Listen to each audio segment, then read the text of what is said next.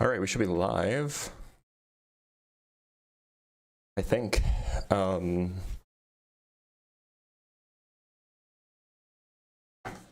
Yeah, all right, we're all set to go. Welcome, welcome.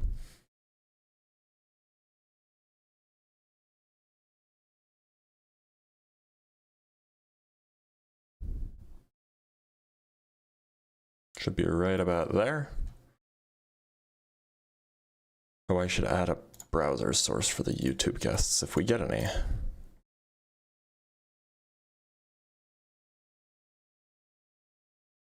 Right about there.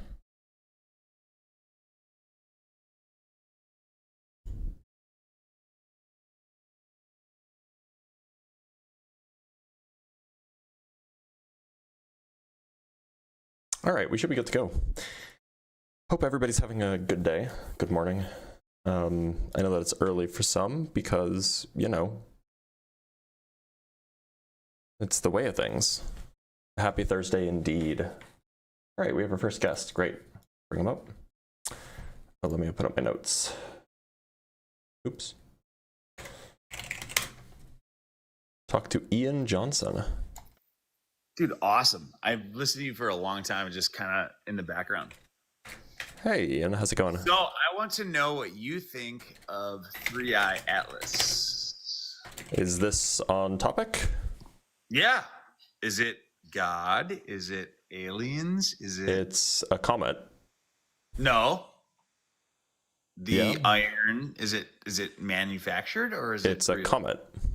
Yeah, but you're a scientist. You're a doctor or you're something smart. Yep, it's a comet. No. Okay, so Avi Loeb is wrong, is what you're saying. Yeah. Like You he was hate about the Avi Loeb. like he was the last two times. All right, can you flirt with it a little bit? Like, what do you think it could be, though, if it wasn't that? It's a comet Why did it accelerate? because of off-gassing. What about on-gassing? Get out of here, Ian.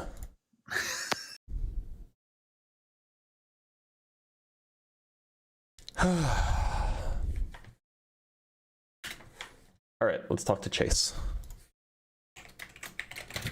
Chase, how's it going? Hey, good morning. What's your name? You can call me Blitz. Blitz. Okay, Yeah. Blitz. Chase, do you going believe in on? God? Yes, sir. And which one would that be? I'm a Christian. That's why I believe in a triune God. Okay, works for me. Now, what would you say is like the most compelling thing you could tell an atheist that might bring them over? Well, first, if I can backtrack and kind of flip the script a little bit, if you don't mind. Yes, sure. For you, what would convince you that God exists? Well, I mean, saying if you said, you know, I had this one personal experience, Sure. that would not convince me. Oh, On the other hand, if I was like, wow, you're really open-minded. I'd be like, okay, whatever. Okay, yeah. On Go the on. other hand, if Jesus appeared in my living room and then I got out my phone and recorded it, and then my wife came over and got out her phone and recorded it, and like then we checked back the next day and the recording was still there, then that'd probably convince me. So something between those two. Okay. Wow, that's like a really, really high standard, right? For Well, no, I Jesus mean, to like, just- so I was giving you an example of something that would definitely convince me, and I gave you an example of Okay. something that definitely wouldn't convince me. So there's something between there that would convince me. Okay, I got you. I mean, still, like the high example is, you know, obviously very high. You know, Sure. Jesus, you know, making a self-revelation to you. Well, I mean, You people know, say it hasn't happens done to them all the time. Anybody for thousands of years. People say it happens to them all the time. Yeah, people say. But like you said, part of your standard was, you know, recording on your phone, and I don't think that's ever happened. You're right. I wonder why. Well, I would say my answer to that, well, is regardless. So I guess, you know, first, you know, I assume you're an atheist. Yeah, that's what So the background first, says. I'd have to, you know, talk to you about, you know, the existence of God. Why would I can't convince you of a Christian God if I can't convince you of God in Probably, general. yeah. So, I mean, for me, I think, you know, this is the classic, it's the cosmological argument, I believe. You know, everything exists around us, you know, therefore, you know, we know that something can't come into being without a creator, right? By And so that's creator, where do I you would just mean start. like a cause? Yes, sir. Oh, okay. I mean, yeah, sure. Like, we could debate over that, but sure, that's fair. Who's to say that the universe came into being? Well, I mean, by looking at everything around us, right? So we know that there was a beginning, How do we know right? that We there can was a agree on beginning? that. Well, the universe is expanding. We Yep. have, basic laws of physics, Yep. right? Universe Law is of conservation expanding. of How does that energy. mean that? We have the law of entropy, right? Sure. We have all those. How does that So get we us to a know that the beginning? universe. I mean, you don't disagree that the universe had a beginning, do you? I do disagree. I don't think it had a Really? beginning. I don't even So think you that think makes that sense. the universe is eternal? Not necessarily. So if it wasn't eternal, then it had to have been a beginning. Well, so a beginning kind of implies that there was nothing before and then there was something. Sure. I don't think that there was ever Yeah. nothing. It's possible that so- there was a first moment, but there So then wasn't it was nothing. eternal. There was no notion of before. No, I'm saying that it's Then- possible that there was a first moment of time. There could just be a timeless state before that. But that's neither here nor there. State. That's pretty complicated physics. I mean, perhaps, but like the point is I don't get how we figured that like there was nothing and then there was something. I don't know how we get to that conclusion. Well, I mean, we look at the laws of physics around us, and we know that energy is constantly decaying, right? We can agree on that. That's not really true. Presumably, you mean something about entropy. Yes, sir. So entropy is something related to, maybe order. I wouldn't call it decay though. Okay. I don't see how that gets us to there was a beginning. There was Well, there was nothing and then there was something.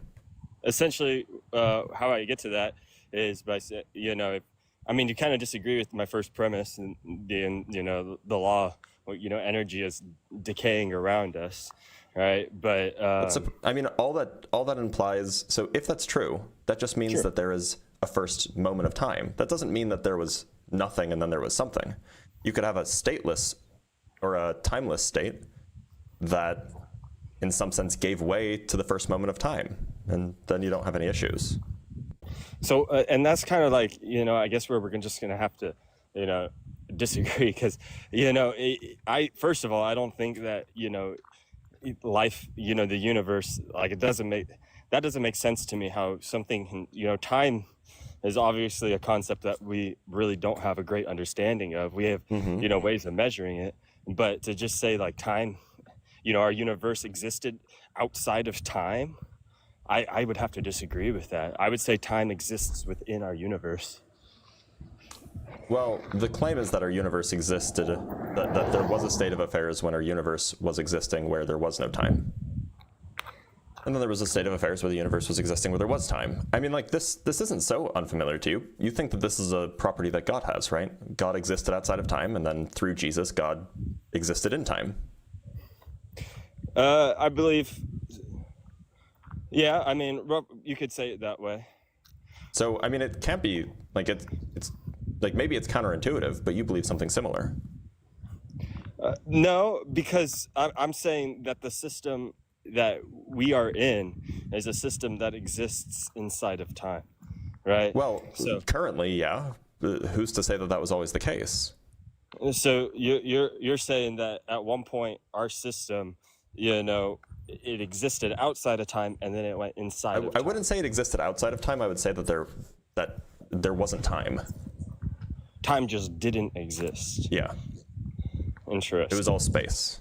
So what would you say gave that first moment of time? A big bang, if you will. Well, and by the way, this is not like some unique crazy idea from me. This was originally proposed by Stephen Hawking like 40 years ago. Sure. So this is something that like people take seriously. Yeah. I mean, the way to think about it is like,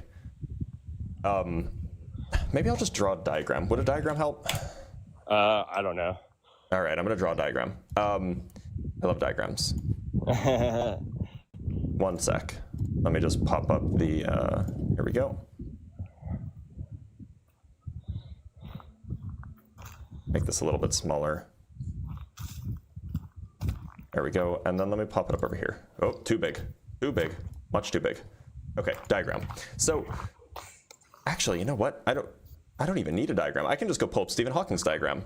So roughly the idea is that there's in some sense in which like there is a type of space that could give way to time. It's called the no boundary proposal by Hartle and Hawking, and there's a really, really good. Here we go. Here's the picture that I want. I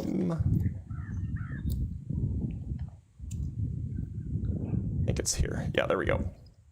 All right, can you see that? Mm-hmm. So the way to think about this, and it's like there's some technical stuff going on in this diagram, but the way to think about it is that like the yellow bit is all space, and the blue bit is space with time. And so it's not like there was some event that caused it. It's just like the way the space-time was It's just like the way the space-time was shaped. Okay. See how like the pure space kind of gives rise to time? It gives rise to the place with space and time in like a smooth, continuous way. There's not like some event that's causing it. It's just like a way that the space-time is behaving. Yeah.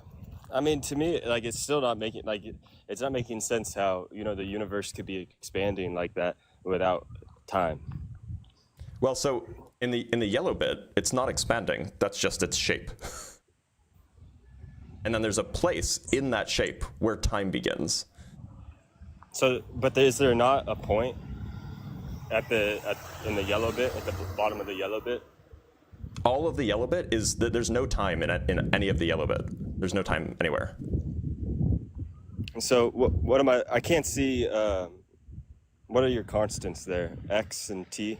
Those are technical details. It's just describing like the size of the Euclidean de Sitter universe before it gives way to a Lorentzian de Sitter universe. It's not super.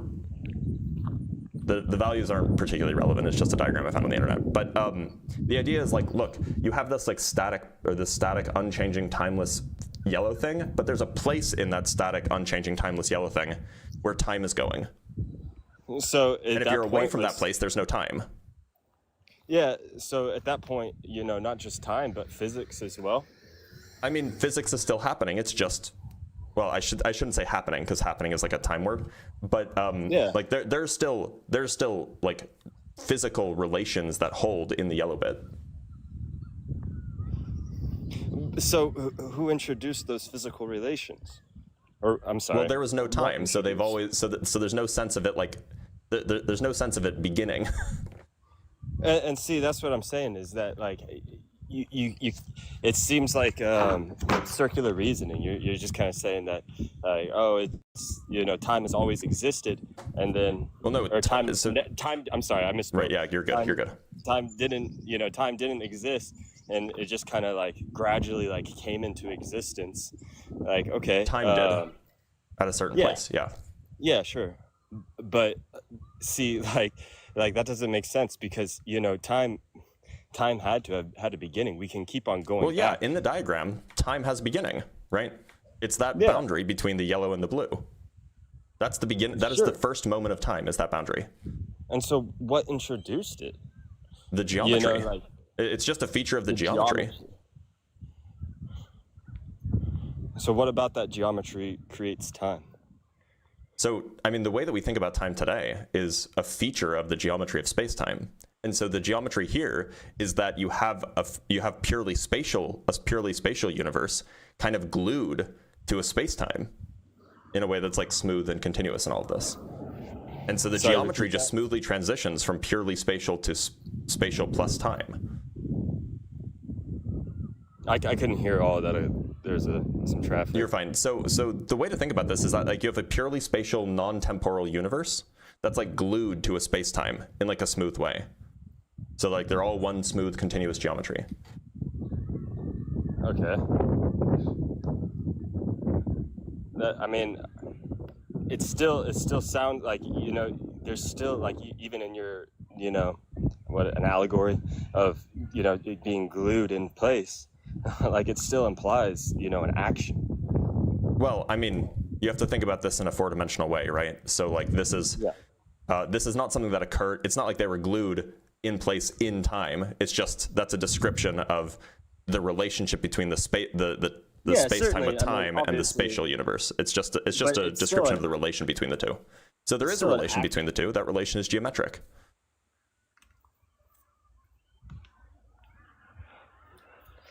See, I think the reasoning is like kind of flawed, and to me, it's like it sounds a lot like a spaghetti monster. I you mean, know. take it up with Stephen Hawking, man. Well, obviously. Um, I'm not Look, saying if you're like, right, you might have the opportunity to do so in 50 years. I don't know how old you are, right? no, I don't believe that I would. I mean, I don't know. Wait, Just got would home. he be in hell? No, I just don't believe, if I would have, I don't know. I don't know whether Stephen Hawking's in heaven or hell. Well, he wasn't a But Christian, so maybe he's in hell. well, maybe not. Maybe he became a Christian. Who knows? He didn't. On his He deathbed. he was like very, very clearly an atheist for his entire life. Yeah, I mean, we can make assumptions, but I would rather not make. No, I mean he said these things. Yeah, Like he was like I- a staunch atheist. Anyway. Yeah, I mean, sure, like sure, sure. maybe he like converted like moments before he died, I guess, and he didn't tell anybody. Exactly. And I'm not God, so I can't profess to know who's in heaven or hell. But we're getting Sure. off topic. But I mean, look, this is all to say, like, this notion can be pretty counterintuitive. But Can you bring back suffice the it to say, diagram? Would there you allow are. me to research it real quick? Sorry. Would you allow me to research? Can you bring back the diagram and allow me to research it? Yeah, you can. It's called. You can look. It's called the no boundary proposal. It's also called the Hartle-Hawking state. This is like a. Suffice it to say, like this is like a pretty well studied concept. Yeah, I mean, And people there's take it that are seriously. well So studied. so I would just. But it doesn't. It's not proven. It's a theory. No. right? It's like a metaphysical possibility, if you will. Sure. This kind of thing has not been ruled out. Now, the very specific model that Hawking proposed in the 80s, Hartle and Hawking proposed in the 80s, actually, given recent data, it's perhaps not been ruled out. That specific model, where they have because it's more than just a diagram, right? Like there's a whole slew of mathematics behind it and all of that. But that's the specific version that they proposed in the 80s is not really taken as seriously as much as just kind of like the core concept that you can have this kind of spatial universe giving way to a temporal universe. That's more, that's something that people do take seriously. Yeah, I mean, just because people take it seriously doesn't make it any more or less valid. I mean, so what I'm suggesting is that there are very, very smart people who take it very, very seriously. So I wouldn't just dismiss it as, oh, it's circular reasoning or, oh, that's nonsense. Like, this is, like, I'm not saying it's true. What I'm saying is that this is not as easily dismissed as, oh, it's counterintuitive or, oh, I don't get it, therefore it doesn't make it, therefore it's not true. No, and that's not what I'm saying. But what I am saying is that like I'm not. Admittedly, I'm not familiar with it, and so someone who is familiar with that theory, you in this example, could obviously talk circles around me about that theory, right? Yeah. But so to me, I didn't bring this up with that with the intent to do that. I just brought this up as like Sure. there is a third option to had a beginning and there was nothing before it, and didn't have a beginning. That's all I'm saying. I mean, but that it's this is not. just it's counterintuitive, but it is an option. But you're seeing how do you understand how I'm saying that it's not answering my question of what started the beginning? It's just saying that there is no beginning. Is essentially what it's saying. So the way that you should view, or at least the way that I view spacetime, and this is the way that probably most physicists view spacetime, is not as something where there is space and then time passes, but as like one big thing. And the question is, where did that one big thing come from? Was there a beginning of that? And that only makes sense if there wasn't something that was purely spatial before it. Like if you plot, I'll leave it at that. And so in this view, there's just a big four-dimensional thing, and the end of the four-dimensional thing is just like purely spatial, so there was no thing that kicked it off. It just had a timeless existence.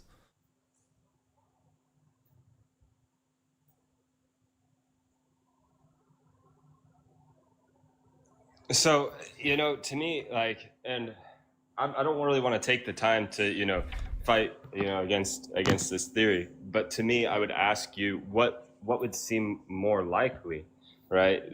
The fact that, the universe has kind of come to existence or never came to existence. It just kind of is always. I was kind of typing while you were, reading a little bit about it while you were talking. So, You're fine. I'll have to admit, I just kind of, didn't hear everything you just said. But it sounds like essentially what you're saying is there was no beginning. Sorry if I'm, repeating myself here. So there's a distinction that I'm drawing. So I think it's possible that the universe has a first moment of time.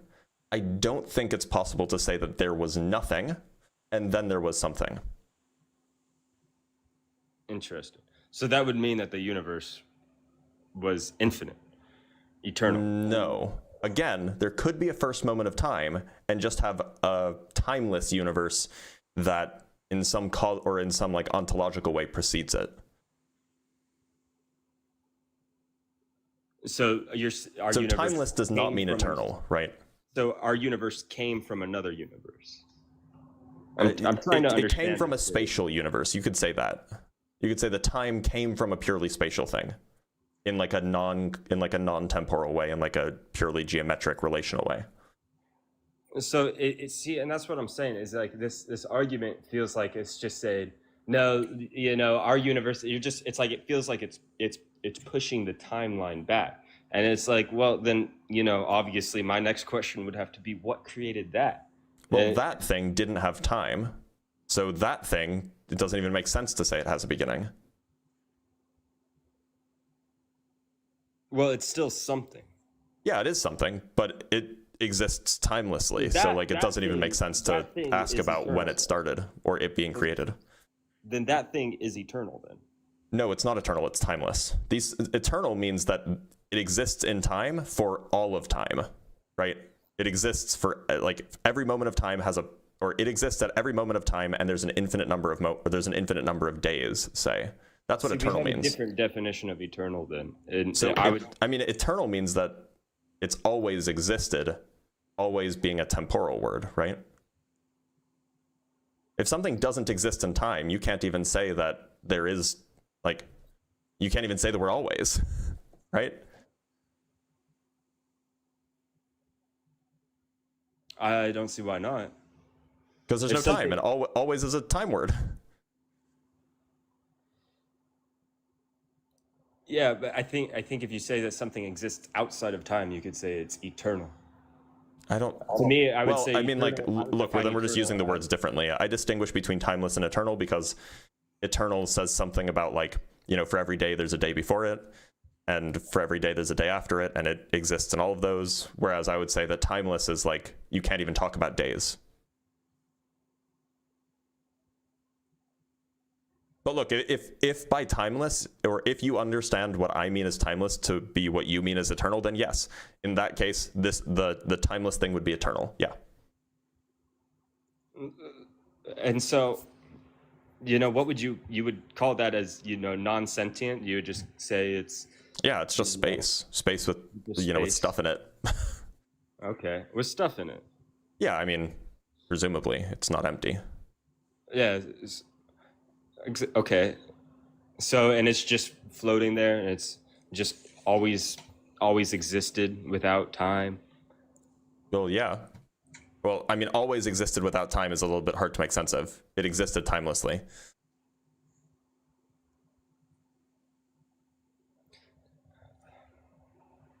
So I to me that goes against observable physics, right? I don't understand how that can come without something, right? I don't understand how that can because it's just like it pushes the question back. To me, I would call that God, right? Well, it doesn't have a mind. It's not able to do anything. Well, right? You don't know that. Well, minds are temporal things generally, right? Well, okay. If something is unchanging, then I don't know if you would call it a mind. It was aware. That's what I meant. Aware of what? Awareness is a process, right? It's not a state. It's a process.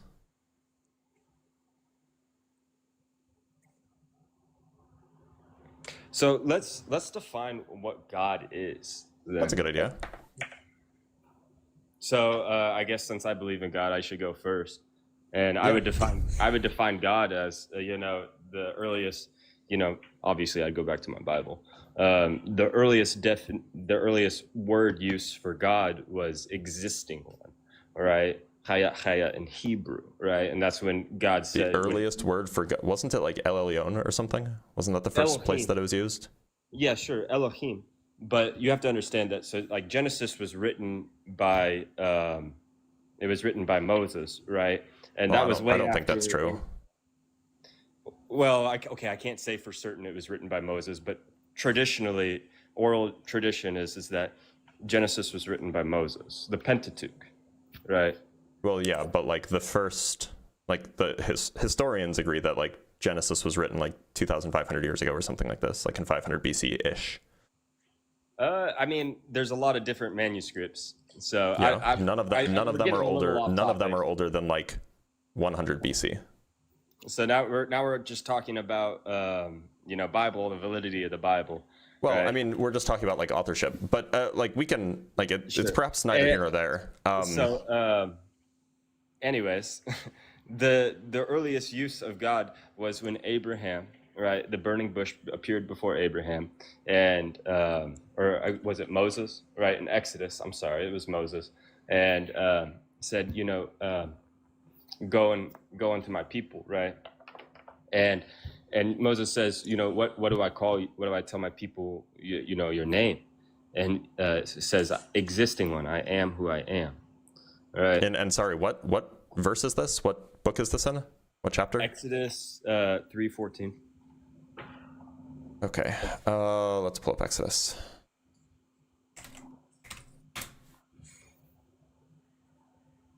Exodus 3. No, I want the. Why isn't it showing to me in the Hebrew? That's so annoying.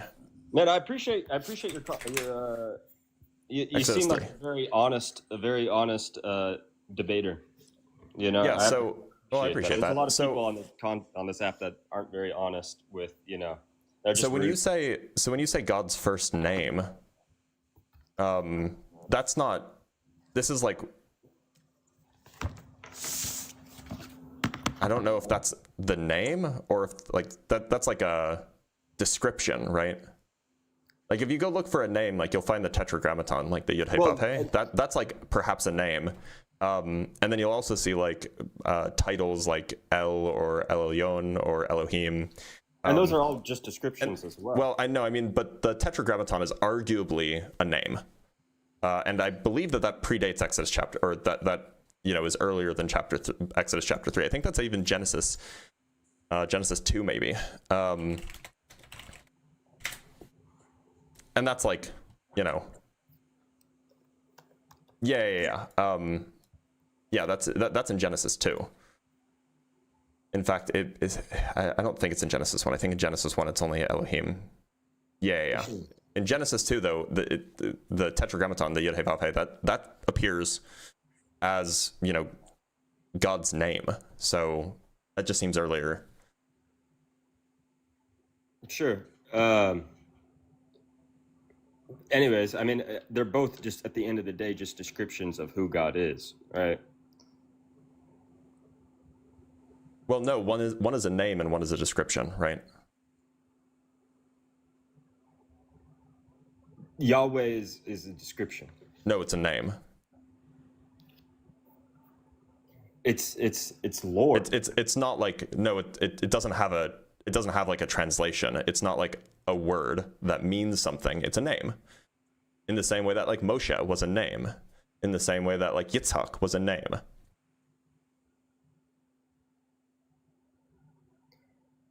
No, you're wrong. What do you mean, no? I'm sorry. It's not just a name. It's a description of who God I mean, is.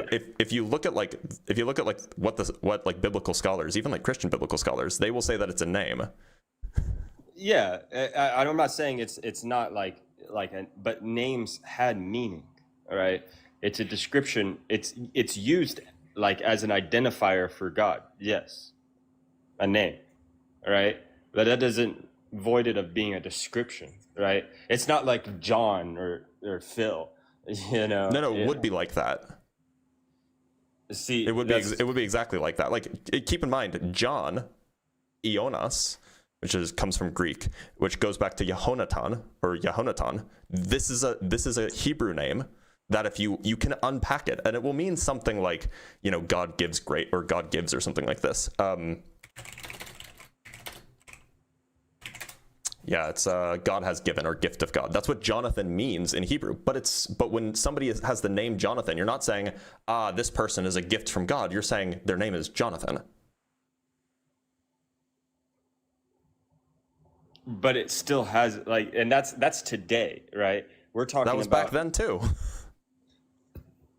So back then, I see that's Like where we names were like back people. then, Okay, so names when were somebody used got a to- name, like you know, Isaac Yitzhak, like, do you think that meant something, or do you think that was just a name? Yeah, it meant something. Okay, but would you say that, like, oh, that's just a description of the guy, it's not his name? Would you say that it's somebody both. being named Yitzhak 2,000 They're years ago would have they're been not- different than somebody being named Phil today? It is different. I would say it is different back then. But I would say, to answer your first question, they're not independent of each other. That just because what's a description, it can be both a description and a name. Does that make sense? So you're in your example, Isaac, right? It was his name. You know, we call him Isaac, right? Mm-hmm. And when you think Isaac, you might think about the guy in the Bible, or you might think about your neighbor. Yep. Married to Sarah, you know, right? And so it's a name, yeah, but it's also can be a description at the same time. So for example, the name Isaac's probably a bad example because it means he laughs, and, you know, Sure, babies let's go laugh. So back to maybe they named right. him because he actually did laugh. But, like, we can go look at, like, the name of, like, Joseph or something like this, right? Like Yosef. Sure. And, you know, Technicolor coat, all of this. That means he will add. And, like, what does that mean? Why would you name a baby that? How is that a descriptor? I mean, it's getting a little off topic. I mean, but I could gladly answer that for you if you give me one second. Yeah, sure.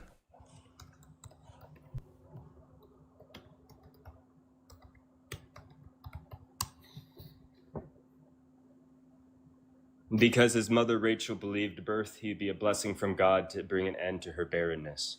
But what does that have to... Okay, so you're saying that he will add to her something? Yeah, he'll be a blessing. He'll bring blessings.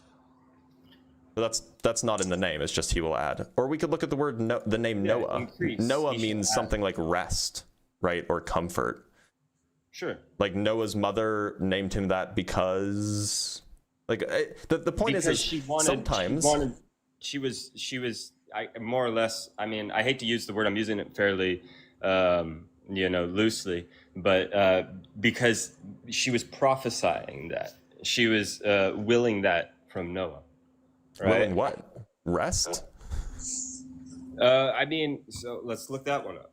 It means rest, right? Yeah, Or no, repose. I'll tell you.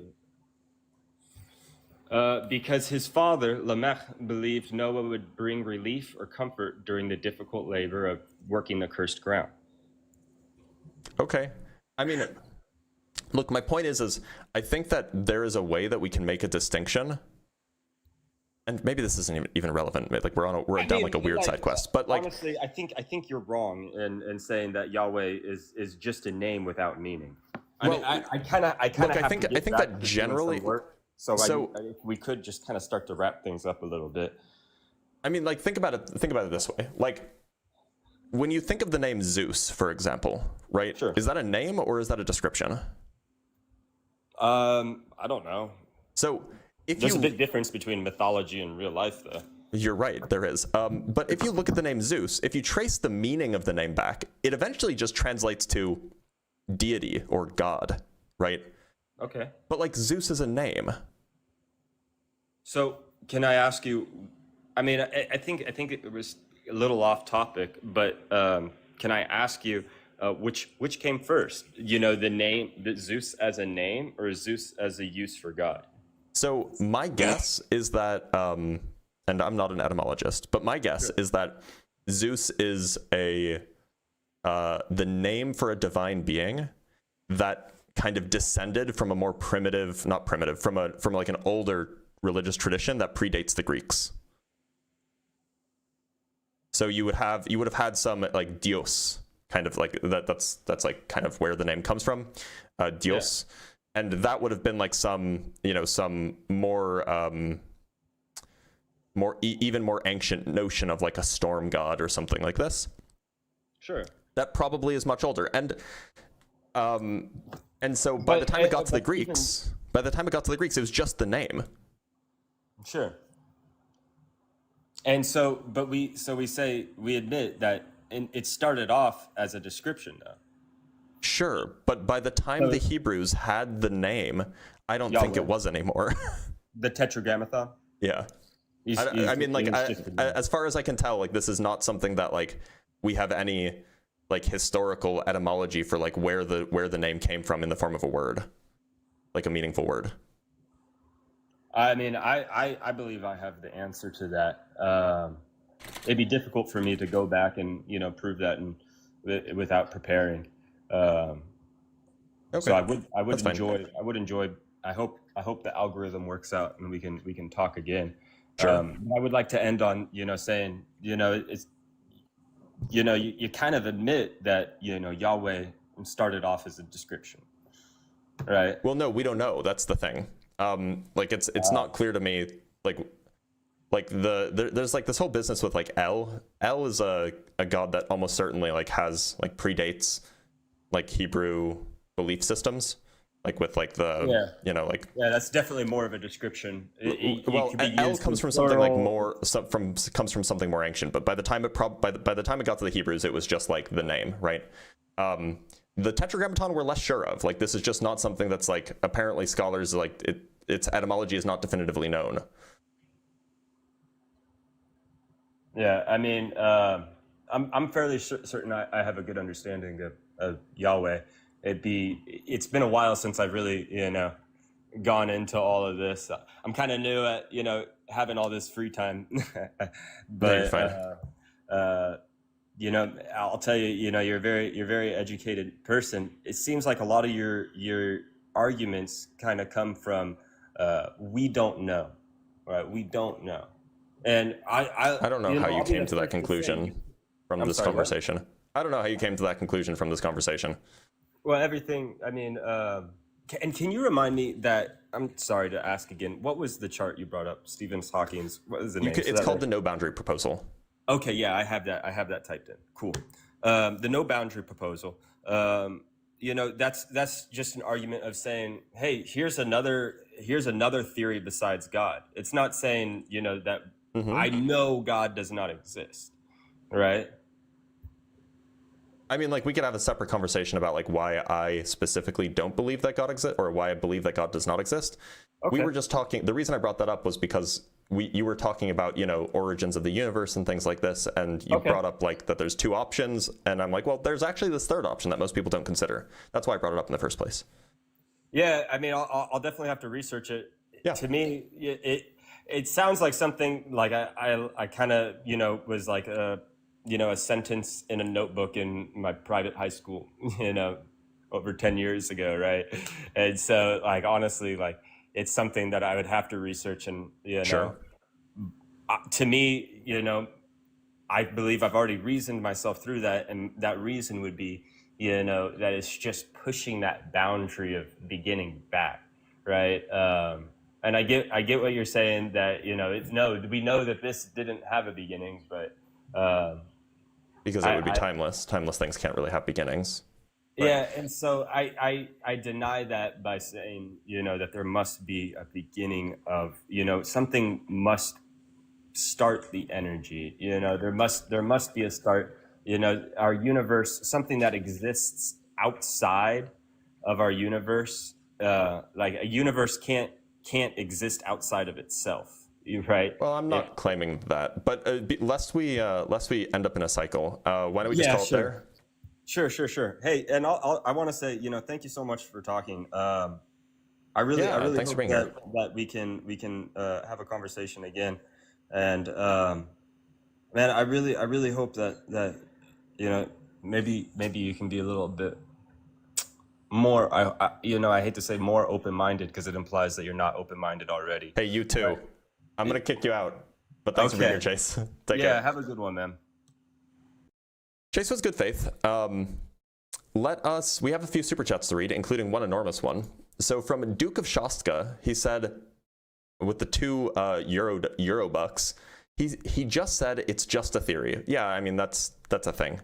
A Duke of Shostka again, and from that place without time cometh the message, thou shalt not touch thyself. Yeah, there you go. Jonathan, did you play BF6 last night? No, but I did this morning. A bunch of people sent jewels. Jewels are like a new thing on TikTok. Generally, I'm going to read, unless the jewel gift is enormous, I'm generally just going to read the super chats. But I do appreciate the jewels that you guys are sending. It means a lot. The Yaya system sent star goggles, which is 249 TikTok jewels. Thank you. And then we got 100 buckery dues from KCJ Bomber. Now, this is a huge donation, so thank you so much. Let's get a W for KCJ. However, let's read the message. Beyond the miraculous feats in daily life like driving, constant miracles, the moon is the only celestial body where displayed at surface level creates a total eclipse, unlike anywhere else in the known universe. God is watching, Jesus followers created civilization. Look, if you want to send me $100 to preach, go ahead, I'll read your preaching. I will do it. Duke of Shostka sends 10 more euros. Ancient Egyptians believed anything written, names too, is a spell and to come true. So it's sensible to be named Mighty Bull Arising in Thebes, but only Shaved Ape would carry this superstition for 5,000 years. Yeah, that's fair. That's a fair statement. Yep, if you want to preach, just send $100 and I'll do it for you, okay? All right, let's bring up Adam. I think Adam is up next. Adam, can you hear me? I can. Can you hear me? I can. How's it going? Perfect. I'm good, mate. I'm really good. Yeah, yourself? Is it Blitz? It is Blitz, indeed. Well, I'm glad that you're doing all right. So why don't you tell me, do you believe in God? Yeah, I do. And which one would that be? Just so I can know where you stand. The God of the Bible. Okay, sure. Now, look, so it says I'm an atheist. What would you say is like the most compelling reason you could give me as an atheist to believe what you believe? Let me set out 3, but only go into the latter one because I think it's more interesting. I would basically start archaeology. Sure. And then the text can't produce itself in the Hebrew, the Greek, and the English. It has mathematical patterns in it, yet 40 authors, 66 books.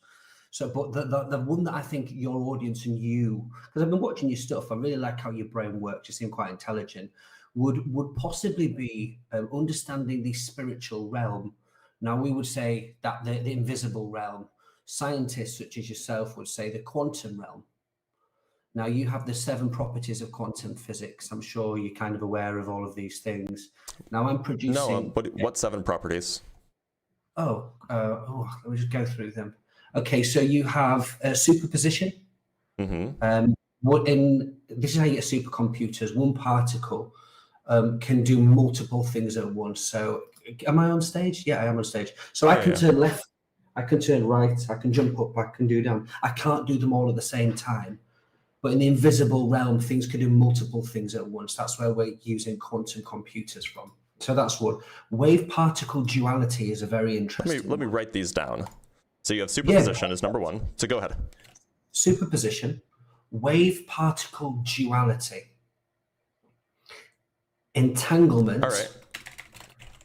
Sorry, my keyboard's kind of loud, but go ahead, I'll mute myself. Quantization,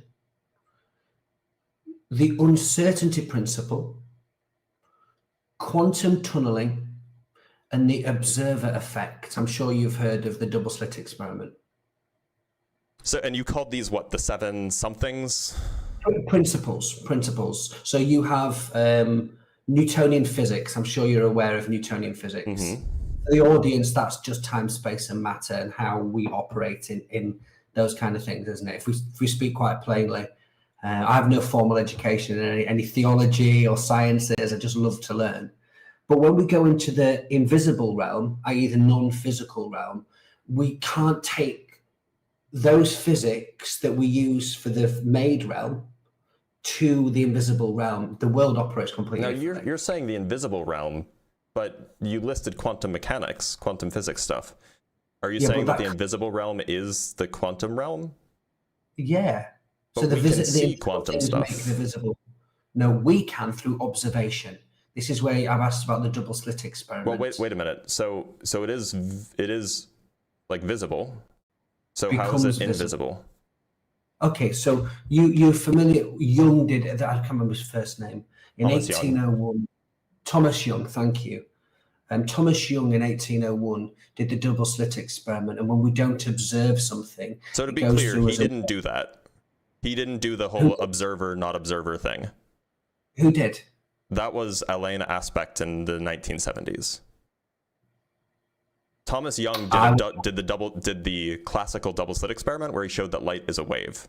He just took sunlight and he shined it through the double slit, and then he got the interference pattern. He didn't do the stuff with the observer. He didn't do any of that.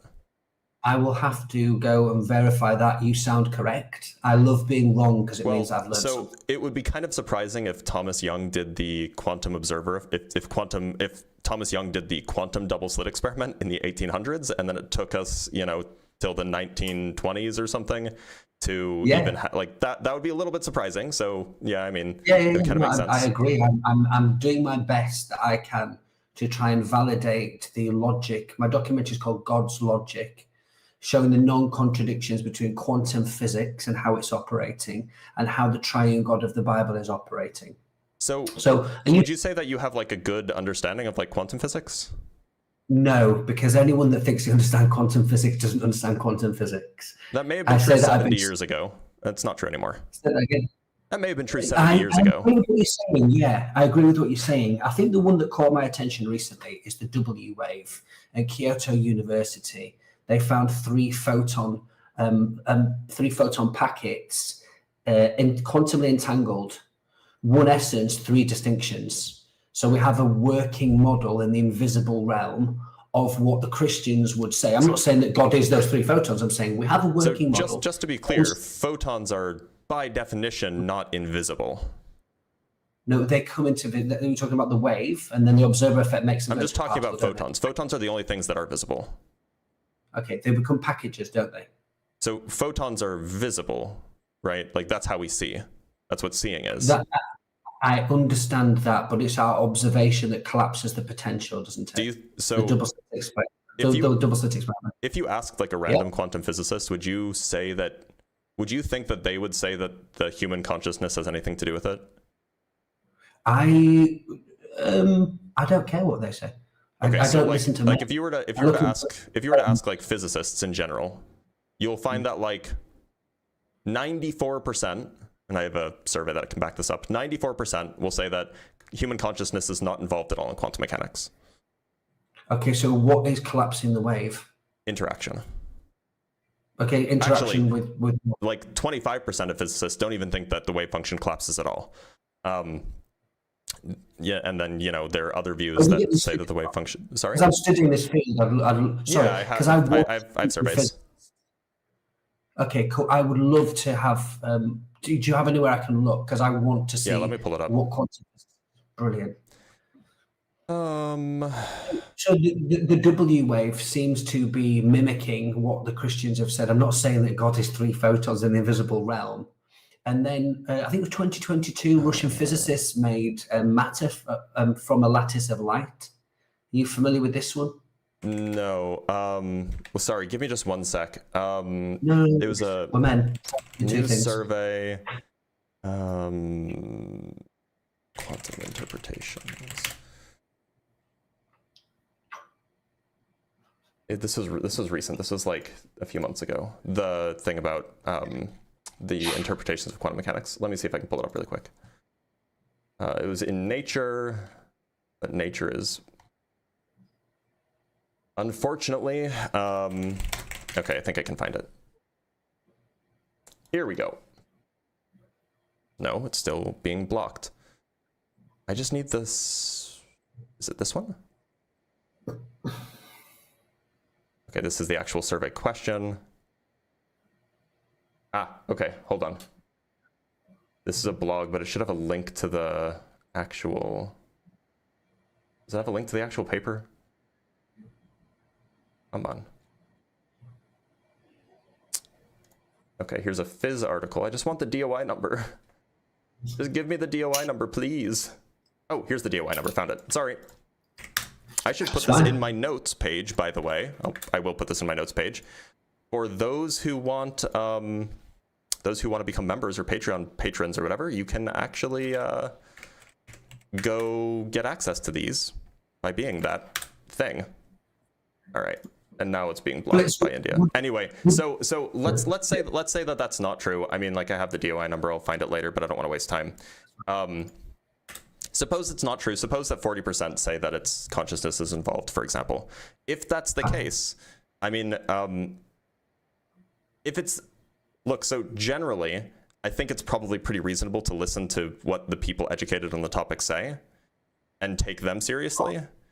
Yeah, but what I'm doing in my documentary is I'm showing what quantum physics is demonstrating in the exams, then backing it up with the technology to show the audience this is real. Because it's very hard to explain to the layman. You wouldn't say that you understand quantum mechanics, though. I don't think we can fully understand quantum mechanics. Of course you can. Take a few undergrad courses in the subject, and then take a few grad courses in the subject, and you'll be fine. I do. Stanton Open University. I've been studying it for 3 years. I just don't think that we can fully... Can you tell me what a Hilbert space is? Say what is? What a Hilbert space is. No, could you tell me? Maybe I do. Yeah, just go for it. It's a complete inner product space that can be infinite dimensional. Of course, everything's infinitely dimensional when there's no time space. It's a complete inner product space. It's a type of vector space. The type of vector space that's a complete inner product space. It's an abstract mathematical space where vectors can live, and it's complete, meaning that, it means that sequences of things terminate at their limit, and the limit is part of the space. And it's an inner product space, meaning that there's an inner product on the space, which means that you can multiply two different vectors and get a number out. But like, this is like the bottom. This is like the most fundamental object in quantum mechanics. So like, is theory or is it demonstrated? This is like when you're in your first course on quantum mechanics, this is the thing that you will learn about. This is what wave functions are. This is where wave functions live. Okay, I understand wave functions and the different shapes and what energy exist in Hilbert spaces. And like, so I'm just a little bit skeptical. The shapes of what the atom is going to, the probability of where it's going to be. They can change shape, can't they?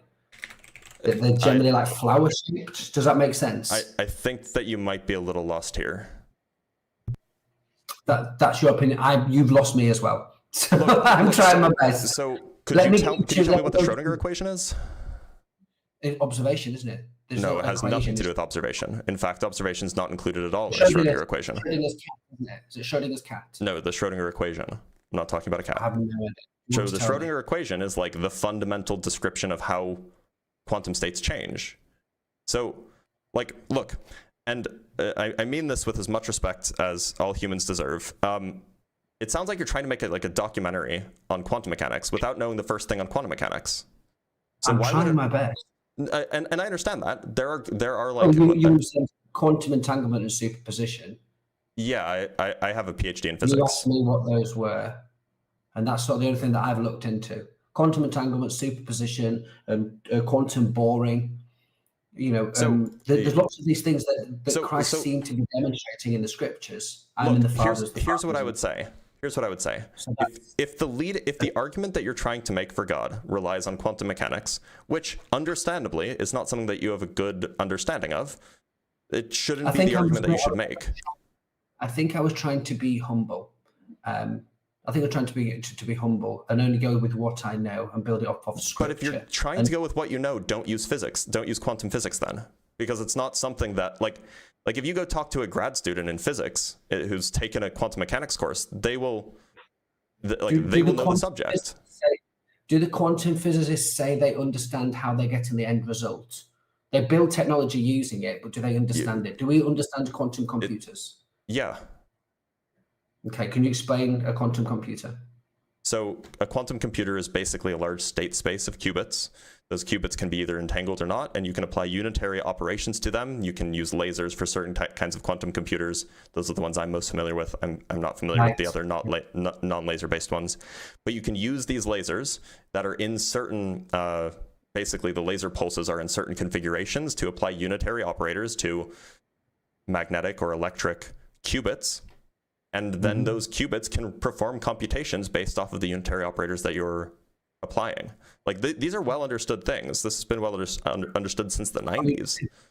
Demonstrated and understood are two different things. I just explained how they work. Blitz, I'd love to ask you a question because this is what Sure. do you know scripture? Because it seems like you grew up Christian. I have not read the Bible. I did not grow up Christian. I've not read the Christian Bible, I should say. I've read the Hebrew Bible several times over. Are you from a Jewish background? Yes. Okay, cool. I'm Kohen. I'm just speaking to my family in Israel, half family in Israel. Okay. So I'm from the lineage. So I would be if my mother was not my mother and instead my father. But you know how that goes. Cool. Well, my grandmother married someone else that she shouldn't, so I can't go back that way. So I've lost my claim to the priestly class, and I never grew up with the faith, but I study the text, and I prefer the Old Testament. I think it's more interesting. I just the more thing just to do with the archaeology. Sodom and Gomorrah's there, Noah's Ark seems to be there. It's certainly interesting, but like, look, just to put a bow on it, it seems like. Well, can you show a contradiction? Could I show a contradiction in the quantum mechanics stuff? Yeah, go ahead. No. Forget what I know, mate. Honestly, I'm not putting myself forward as the ambassador of physics. Okay, but then don't do it. Don't make a documentary involving it. You show the contradictions between the triune God of the Bible when he appears through a locked door, or when Jesus goes onto the boat and immediately is at shore, or Philip is translated from the Ethiopian eunuch to Gaza and Azaroth. So we see that as quantum tunneling immediately, no action. How is that quantum tunneling? Was going through a locked door, isn't it? It's a physical matter. Well, I think that it was made up. I don't think that happened. You could suggest that one, because that's only based on humans. There's no way of testing it. If you go to the archaeology on the grand scale, this is where you can test things. So if I said to you, I'm wearing a grey T-shirt, and someone said to you, I'm wearing a pink T-shirt, how do you know what T-shirt I'm wearing? Well, I mean, either I wouldn't, if all I have is just whatever people say, or I would have a photograph and I would look. Okay, cool. So you look. What I'm saying is we observe. Yeah. So archaeological evidence is great. I would love archaeological evidence of any miracles. Have you? I'd love to have you on my YouTube channel. We could maybe go through Sodom and Gomorrah. I think is one of the greatest ones. God said, I'll do a hypothesis for you. If God said he destroyed Sodom and Gomorrah with brimstone and fire, burnt the city to ash, nothing would grow inside of the boundaries, and he would salt the earth. No vegetation would grow inside the boundaries, and he would leave it there as a testament, and turned a woman into a pillar of salt. Leave it there as a testament. What evidence from what the story I've said would you expect to find if the Bible was true? What evidence would I expect to find? I would expect to find like a woman-sized pillar of salt, probably. Yeah. Right? I would expect to find, well, that's probably it. I mean, probably it besides things that could be caused naturally, right? Like kinds of things like meteor impacts are things that can happen naturally. So if we're looking for evidence of something that like couldn't happen naturally, then you'd probably need like a woman-shaped sized pillar of salt, right? Okay. Woman-sized shaped pillar of salt. Remember I said brimstone and fire burn the city to so ash. So I'm familiar with what you're talking about. So I know that there is a speculation that like Sodom and Gomorrah, or Sodom anyway, may have been destroyed by a meteor impact, which left behind sulfur remains. And that's the origin story for the story of Sodom and Gomorrah. That's a plausible naturalistic explanation. Okay. If it was divine, then where's the woman made of salt? Well, the woman made of salt's on the outside of the city. Well, no, there's a rock pillar that's like 60 feet tall. That's not a woman. Yeah, I've seen this.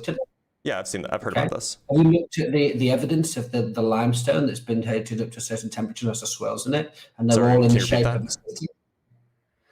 When a lime, so through chemistry, I'm not.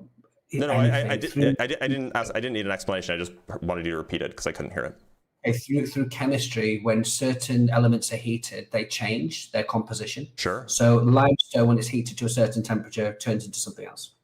You have these wave patterns. So the lines of the city, you're talking streets, roads, doors, windows, all these geometric shapes you would expect from a giant city are all there, turned into ash with balls of 99. I don't think that they've found ruins at the location. Maybe they have. Maybe I just am not familiar with it. But like, if I was to, I would love to invite you on. I think if you are looking for the truth, and the truth is not subjective, I would love to invite you on to maybe pour through the physical evidence and you give your explanation, and then we will just stay silent because the evidence kind of speaks for itself. Would you be up for that? Just as, I mean, like, we can talk about it later, I guess. We're kind of doing it right now. So is there evidence of like a human-shaped sized woman of salt? Okay. Yeah, but I wouldn't go to that. I'd go to the cities. Well, but the cities could have been destroyed by a naturalistic process, right? That's the issue. But then you'd look the opposite way. You look for fissures and volcanoes, and they're not around. In the north, there is a fissure, but we don't see that recorded. I'm not talking about volcanoes. I'm talking about a meteor impact. I understand what you're talking about in a meteor impact, but a meteor impact's not made of sulfur. There's 96%. Meteor impacts. Meteors can have sulfur in them, and heating of natural stone can produce sulfur balls. And there's no impact crater. There's no impact crater for a lot of things, especially if it was an airburst. Okay. I mean, I'd love you to pour over the information. So look, the reason I ask is because all of these things, like this notion that like, oh, we found this sulfur stuff, we found like evidence of like an airburst, that pointed people towards, oh, maybe this is what caused the story of Sodom and Gomorrah. So if you want to say that there's some divine reason behind it, you need to provide evidence that something could not have happened naturally, like a woman made of salt. We'd layer it up. We'd continue layering it up. So it talks about the ground being salted and the meteor impact. It must be a very clever meteor impact because there was 5 cities. Zohar was spared, 2 smaller places, and Sodom and Gomorrah, which is we generally refer to. I'm actually not familiar with evidence of any of them besides Sodom. There's Sodom and Gomorrah. No, like I think that like there's like a view that like maybe there was like an airburst that blew up one city, and that's the only thing that we have evidence that ever happened. Outside the city, what we don't see is these sulfur balls. It's the entrance to the city and in the city and the boundaries of the city. We only see it occurring inside, which is unusual for an airburst. I don't think that we have that precise knowledge of this stuff. Like, oh no. Because you can visit it. It's it's a statement. It's not an opinion. But these are not like Roman ruins, right? No, they're not. These are not like intact. No. They still hold their structures. This is the crazy thing about it. Okay, what's the name of the place that you're referring to? Because maybe we're talking about different places. Could I share screen and maybe pull it up, or I don't know how to. You could just tell me the name of it. Ron Discoveries 2022, and it's the first bit. Sorry, what? So I can't. You can't play videos here. Oh, okay, no worries. So is there like what's the name of the location? Sodom. I mean, like is it Bab Edra? Is it like Tal El? What? There's another one. Tal El Hammam. Numera. Like what's? I don't know the name of it because like these have like local names. These locations have local names, and they weren't the names of these locations in like south of the Dead Sea are not Sodom and Gomorrah.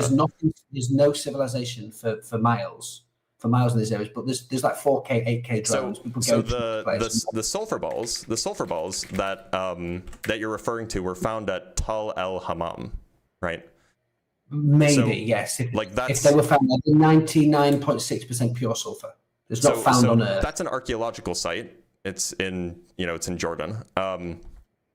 It's not in Jordan. It's north. No, that's the Muslim. They tried to get you away from it. No, it's not there. Like Tel El Hammam is in Jordan, right? Yeah, but what I'm saying is, I debate Muslims. They try and claim that is the location to take you away from the real evidence. So that is not what I'm talking about. This is where the This is where the sulfur balls were found. You're looking into the wrong thing. I've looked into what you're looking into before. I'm not describing that place. Okay, so which place are you describing? Okay, if you were to type in to yourself and you're visually, you can look. If you don't bring up videos, brilliant. I would type in Ron Wyatt, RONWYAT. Oh, no. You're not citing Ron Wyatt, are you? Why not? I'm looking at his evidence. He's a pseudo-archaeologist. He just makes shit up. Well, the evidence speaks for itself. No, he doesn't. The evidence is not real. It's literally fabricated. Okay, so what I'm trying to ask you a question is quite simply here, and I want to see the bias say. I'm looking at the evidence and not explaining it, saying the text says this. So what's the evidence? Can you cite an actual archaeologist and not Ron Wyatt? Why would I need to cite an actual archaeologist? When I can because you should cite a scientist, not like some discredited like author. You can buy politicians, can't you? What? People buy politicians, don't they? We're not talking about politicians. Well, can people buy scientists or archaeologists? Yeah, so are you assuming all scientists have been bought?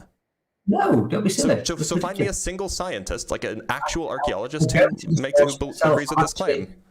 I don't actually trust men, so I pour through the evidence myself. Well, no, but so look, so there's an issue here. If the evidence is legitimate, then you would expect to have at least one archaeologist actually agreeing with this. So where's the one archaeologist that agrees with this?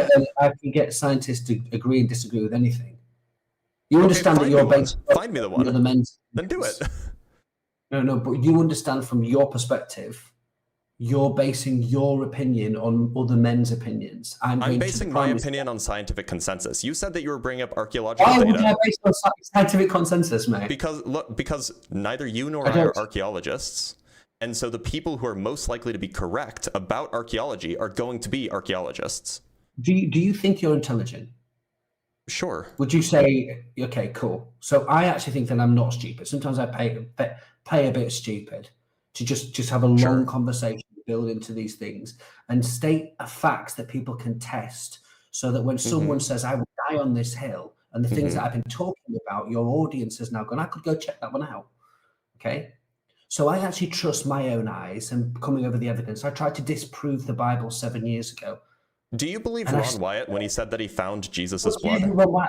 I don't. You can't test it, but I don't trust. I don't attack the man. I look at the evidence. Okay, so then where can I find the evidence? Where's like the published, peer-reviewed evidence that I can go find? What do you mean? I can go look at? There is a city there you can go. Okay, have you been there?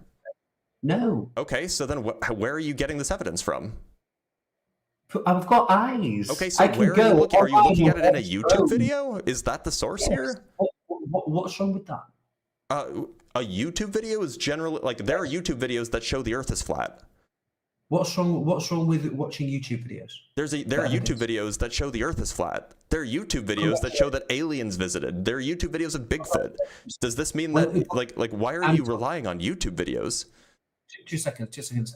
There's lots of ways you can film things. I'm looking at someone with a camera walking around the area.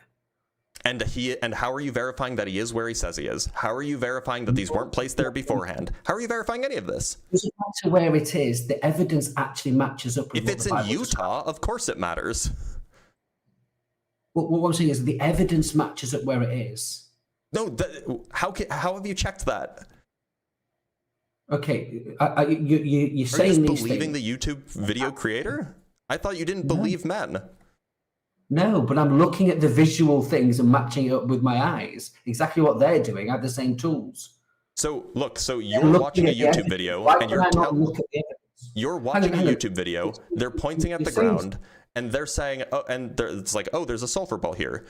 How did you verify it was a sulfur ball? How did you verify that they're where they are? How did you verify that those weren't placed there beforehand? How did you verify that the first shot where they show the ruins of the city are in the same place as the second shot where they're zoomed in on the ground with the sulfur? Like, there's 100 things that you can't check.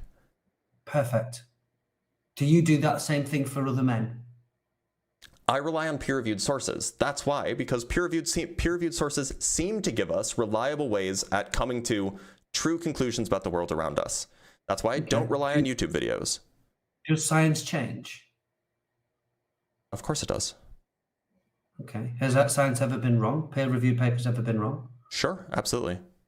Have you ever gone over something, believed something, and changed your opinion? Yes. Literally yesterday.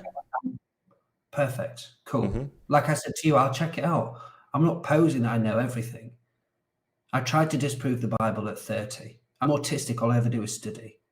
It's like I love studying. So I went to the basics of name, place, person, documented inside and outside the Bible. So when someone says Sodom and Gomorrah is here, I go to the scriptures. That's a statement. Here's the evidence. Does it match? What tools do I have to use? When given these tools, I'm looking at the evidence and go, yeah, it appears that way. Am I there when they test the sulfur balls and say, this level of sulfur isn't concentrated, but I see them light it on fire? I can't test that. I'm not there. I haven't got time to do those things. I actually... Sorry to interrupt.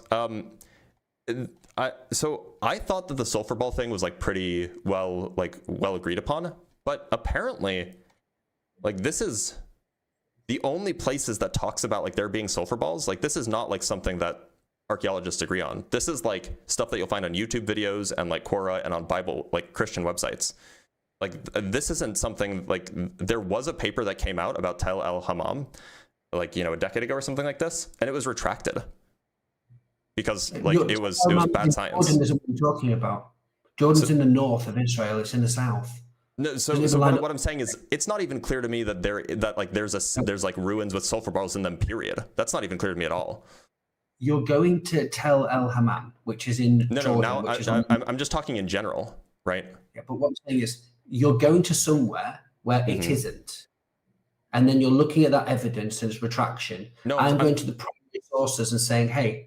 To the audience, I'd say, hey, Ron Wyatt discoveries 2022. They could go check it out. And you're misunderstanding me.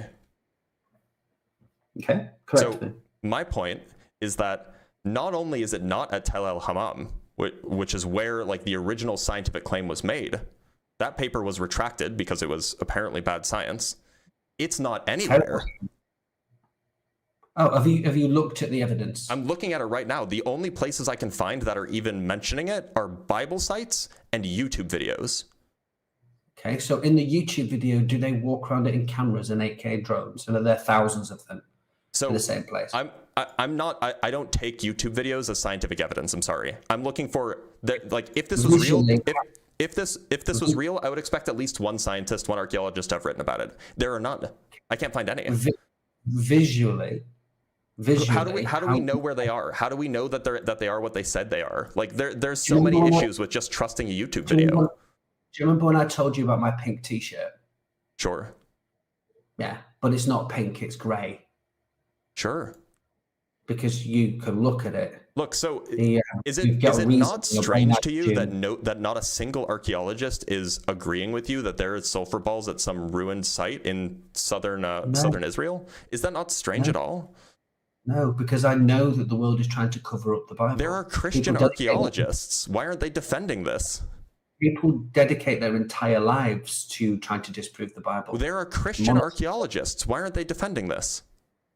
Well, why does it need to be defended? Do the Christian archaeologists show the images of the No. I'm not seeing any archaeologists, Christian or not, that actually defend this view, that defend that there are sulfur balls at some ruined ancient town. I'm not finding any of that. Okay, congratulations. Which do you think is easier to do for the audience? For the audience, I know you may not, ever come to actually go and test things for yourself and trust your own eyesight. But do you think that the audience could use their brain and go, he's made a statement, the Bible's made a statement saying it is here, we can test it, and then go and test it themselves? Well, do you think that someone... To be clear, neither you nor I tested it ourselves, right? No, of course, no. I haven't got enough money. I go to work. I haven't got enough money to go fly on a plane and go in the middle of the desert, get a Jeep and drive down where this is. I haven't got enough money to do that. Right. So right now you're believing YouTube videos, and I'm saying there's no archaeologists that have done this. I'm believing visual evidence. Visual evidence. Look, okay.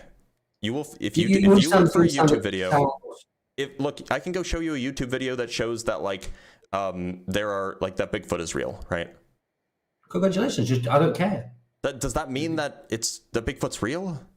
Is it very difficult to fake a huge city of millions of people turned into ash with balls of sulfur lining it all the way through? No vegetation. Okay, so you're telling me that there's huge cities of people. Okay, what's okay? You know what? Now I gotta see it. Okay, what's the YouTube video? I'll look it up. I'm not gonna play it because I can't. I'll look it up. I hope that there are cities that there are people turned to ash. Yeah, what's the name of the YouTube video? No, people would have dissolved. It's the only Ron Wyatt Discoveries 2022. We're just going to look at the evidence. Forget the person, because I know lots of people. Wait a minute. I thought you said, just to be clear, I thought you said that there were people turned to ash. People would have been melted. We're talking about why did you say that people turned to ash then? The city had been turned to ash. I'm pretty sure you said the people were turned to ash, but that's neither here nor there. Okay, so what's the timestamp? It's the first video. It starts straight in on there. Yeah, but so what's the what's because it's like a 50-minute video. 2 minutes into it. Okay, so the 2 minutes into it, they're talking about Jericho. Oh, you know the full one's 2 hours long. Ron White Discoveries. Okay, yeah, sure. Yeah. Okay, so Sodom and Gomorrah, right? Okay, so here we are. I can't listen to it either. So I'm seeing some grainy shaky footage of some desert. Fine. You do 4K now because as people go around it, you go to drones. Okay, so now there's some pictures. Can I even turn the quality up? Yeah, I'll turn it up to 1080. That's fine. There's some kind of blurry pictures. Now we're driving through a desert. There's a guy. There's another guy with a picture. There's more pictures. There's a picture of a mountain, and then they superimpose a city on it. Sus. Then there's some more pictures of some wiggly rocks. There's some more pictures. Sorry? But you can't show them. Carry on watching. I think it's interesting. Okay, so now there's a guy. Now there's a blurry video of a guy holding a rock and putting it in a bag. There's a picture of a rock sitting on some stone that it's like a white rock. Presumably this is sulfur. And now there's a video of that rock melting on what looks like concrete. And now there's another picture of the same rock zoomed out. Let me just show people. I won't play the video, but I'll just show people what it looks like, just so people can know what I'm seeing. Cool. So this is the sulfur. This is what we're seeing. It's just this shot of the single sulfur thing in the rock, right? Now let's keep going. Oh, and then here's another bit with a whole bunch of sulfur balls. But this is in a container. Yeah. People sell those. Let's keep going forward. Now here's a bit of probably Ron Wyatt digging something out of a piece of dirt. And now he's holding the thing. Let me see if I can get a good picture. Here's him holding the thing he dug out, and it's some sort of stone of some kind. And then that's not even Ron Wyatt, I don't think. I think it's just some other guy. Now this guy is lighting something on fire on the stone. It's not clear. Oh, let's see. So here, I can't play the video, but let me just kind of skip through. So here we have a guy, and then he's holding up a lighter to a thing that's in the rock, and then it melts. So that could be sulfur in the rock. Yeah. And then there's another witness of a guy who's finding some rocks, and he just basically did the same thing. And it seems like I'm just skipping through really quick. It seems like that's basically it. I've seen a total of 3 rocks actually in the ground that look like sulfur balls. I'm not seeing. Yeah, go ahead. No worries. Have you gone to the structure of the city where you can see the roads? The whole place is massive. It's very easy to see natural formations like mountains, that kind of stuff, and then square buildings with windows and doors and So this kind of sounds exactly like what I was. This kind of sounds like exactly what my issue was. So we saw one picture of a sulfur ball in some rock matrix. Then we saw 2 videos of some guys lighting something on fire in a rock, and it looked like it kind of melted. So that is evidence of 3 sulfur balls, one of which we have no idea where it is. Actually, we don't have any idea where any of them are, but maybe the 2 people are in the place that they say they are. And that's it. This isn't fields of sulfur balls. This isn't obviously a city. This is not good evidence. 2 seconds. It's not great evidence because you've only shown one aspect of it. If you I just skimmed through these entire 17 minutes. Hang on, Blitz.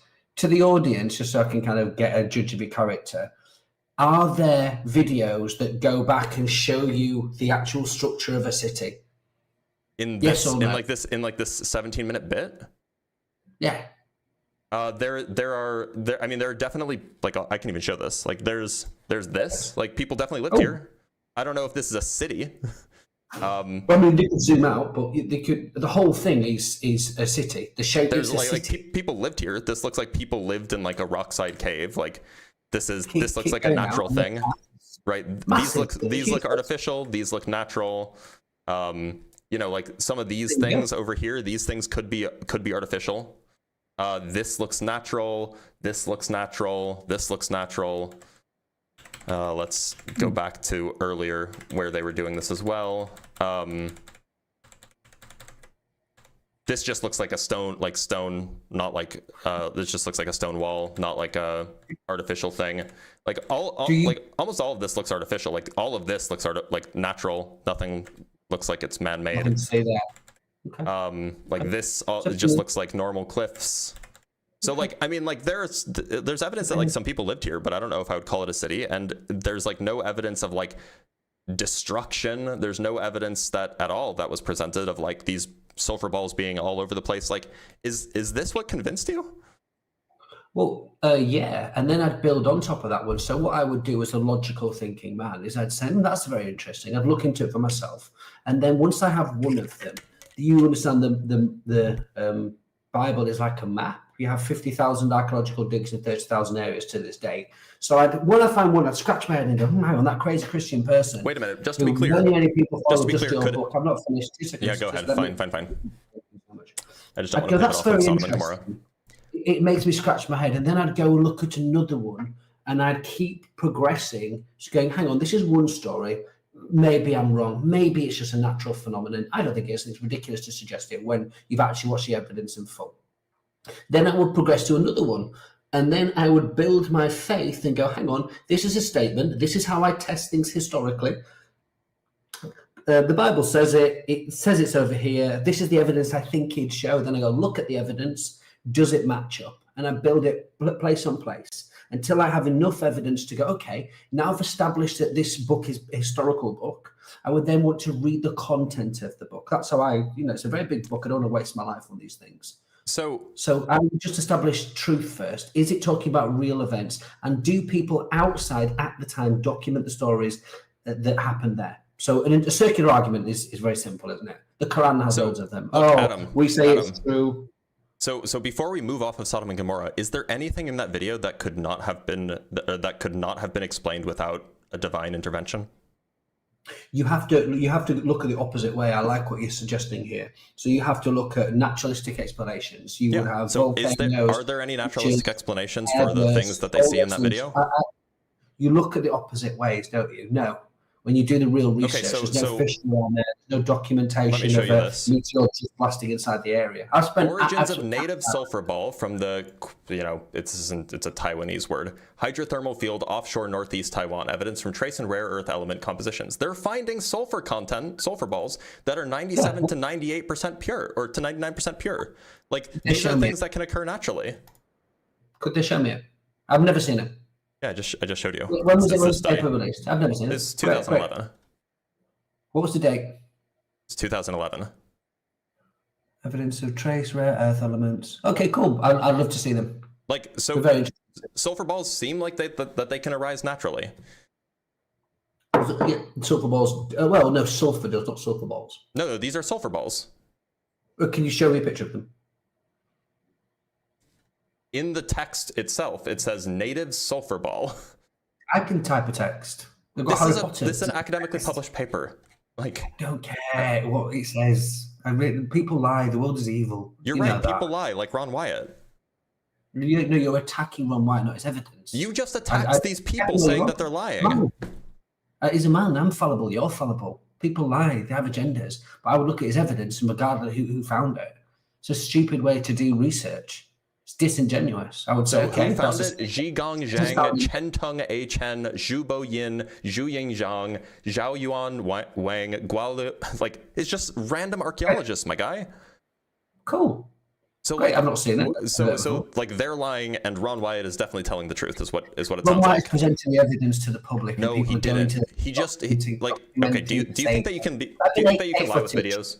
Oh, by the way, here are the sulfur balls. Here's the pictures, by the way. Congratulations. That's yellow. That's lower sulfur. No, this is like 99%. It says it's 99. Have you studied sulfur before? Have you? Sulfur Yes. is yellow. Yeah, pure sulfur is pure yellow. No, it's got loads of trace elements in it which make it yellow. The purer it gets, the whiter it gets. Hold on. I have studied this area. I mean, I just don't think that's true. But That's we your can, opinion. Okay, I'm making a I don't think it's my opinion. Here's this is a Wikipedia article. That is pure crystalline sulfur. Okay. In fact, I bet you if I did a Control F, oops, did not mean to do that. I bet you if I did a Control F for yellow, we would find elemental sulfur is a bright yellow crystalline solid at room temperature. I don't know if you can see this. Like that's pure elemental sulfur. Has nothing to do with impurities. It's yellow. Elemental being coming from the earth. Elemental meaning it's pure. Sulfur is an element, right? It's an element on the periodic table. Elemental sulfur is just pure elemental, meaning that that's the only element present, sulfur. You may be right. You may be right. I thought you looked into this. Like this is the third time that you've said that you've looked into something and you've just been wrong about it. 60% and 70% the purity of sulfur found occurring naturally on the earth and volcanoes. We don't have anything else. The pictures that I showed you are 97 to 99% pure. 97. Okay, congratulations. Okay, those are found in Taiwan, naturally occurring. Unless you But think why they do you rain not down believe- sulfur in why do you Taiwan. not believe the Bible to be true? Sorry? Why do you believe the Bible not to be true? Because there are things that it says in it that are false. Okay. What if you may have issues with what God says is good and bad. Are you aware of the mathematical patterns inside the Bible? I'm sure you're about to tell me about them, so go ahead. Okay. There's a heptatic structure underneath them. Have you heard of Ivan Panin? I have no idea what that word means or if that's a person. It's a sevenfold structure. It's a sevenfold I've structure. never heard of this. Okay. So inside the text of the King James Bible, the Hebrew and the Greek, we see patterns underneath them. So from the lineage of Matthew from 1 to 11, everything's divisible by 7 to 49 times. Okay. So the number of nouns, the number of women, the number of men, the number of all these things are divisible by 7. It continues. Okay. It's very interesting. Well, man can't produce that. Sure they can. Have you studied it? These are just numbers. People can produce patterns with numbers. What's the issue? For the audience, is a guy called Ivan Panin, a Russian mathematician. Went to Harvard, escaped Russia, and produced papers How do you on spell it. that? Ivan Avanpanin. Ivan Panin. Code in. I'm sorry, one more time. I was typing something else. So it's IVANPA. Okay. N-I-N. Yeah. So Ivan Panin, and this is something about like he was a Russian translator. The mathematics in Matthew. Chuck Misler. Wait a minute. I'm pretty sure he wasn't a mathematician. He was a translator. No. Ivan Panin, mathematics, Bible codes, and type in Chuck Misler. Chuck. Oh, Ivan Panin. Okay, there was an Ivan Panin who was. Oh wait, no. There is an Ivan Panin who's a mathematician, but he does algebraic geometry, and algebraic K theory. That's probably not the person you're referring to. Well, just put Chuck Misler next to it because he kind of. Sorry, what's his name? Chuck. Chuck Misler, Missler. Okay, beloved numerologist. Okay, so okay, so we're looking for this. So I found a blog. With because it's empirical evidence, it's not about fairly theology. Wait a minute, but where's the evidence that this couldn't have been made by people? You'd have to look into it. It'd take you. What can you summarize it? Yeah, the heptatic structure. The heptatic structure it's a fancy word for 7. God's calling card is 7. It seems to be all the way through the scriptures. Right, I'm sure anyone with basic literacy. How do you figure that this couldn't have been done by people? The way that it's using words that aren't used before. There's 49 divisibles. This is just numerical structure. People understand numerical structures. When you do it again, it's the 49 times. So you times the 49 by 7 again. If I could find remarkable numerical... So actually, interestingly enough, you've spoken with Muslims, yeah? Yeah, of course I have. So Muslims, they claim that the Quran has thousands of numerical miracles, right? Bro, listen, I debate Muslims for years. I have as well. But they make to me, your claim and their claim identically nonsense. They do, but it's laughable what they're talking about. I agree. This kind of numerological stuff is laughable. Have you looked into the Hebrew one, so the original text of their examples? I can read Hebrew. Sod, don't you? So of the original texts, the original text wasn't in Hebrew for them.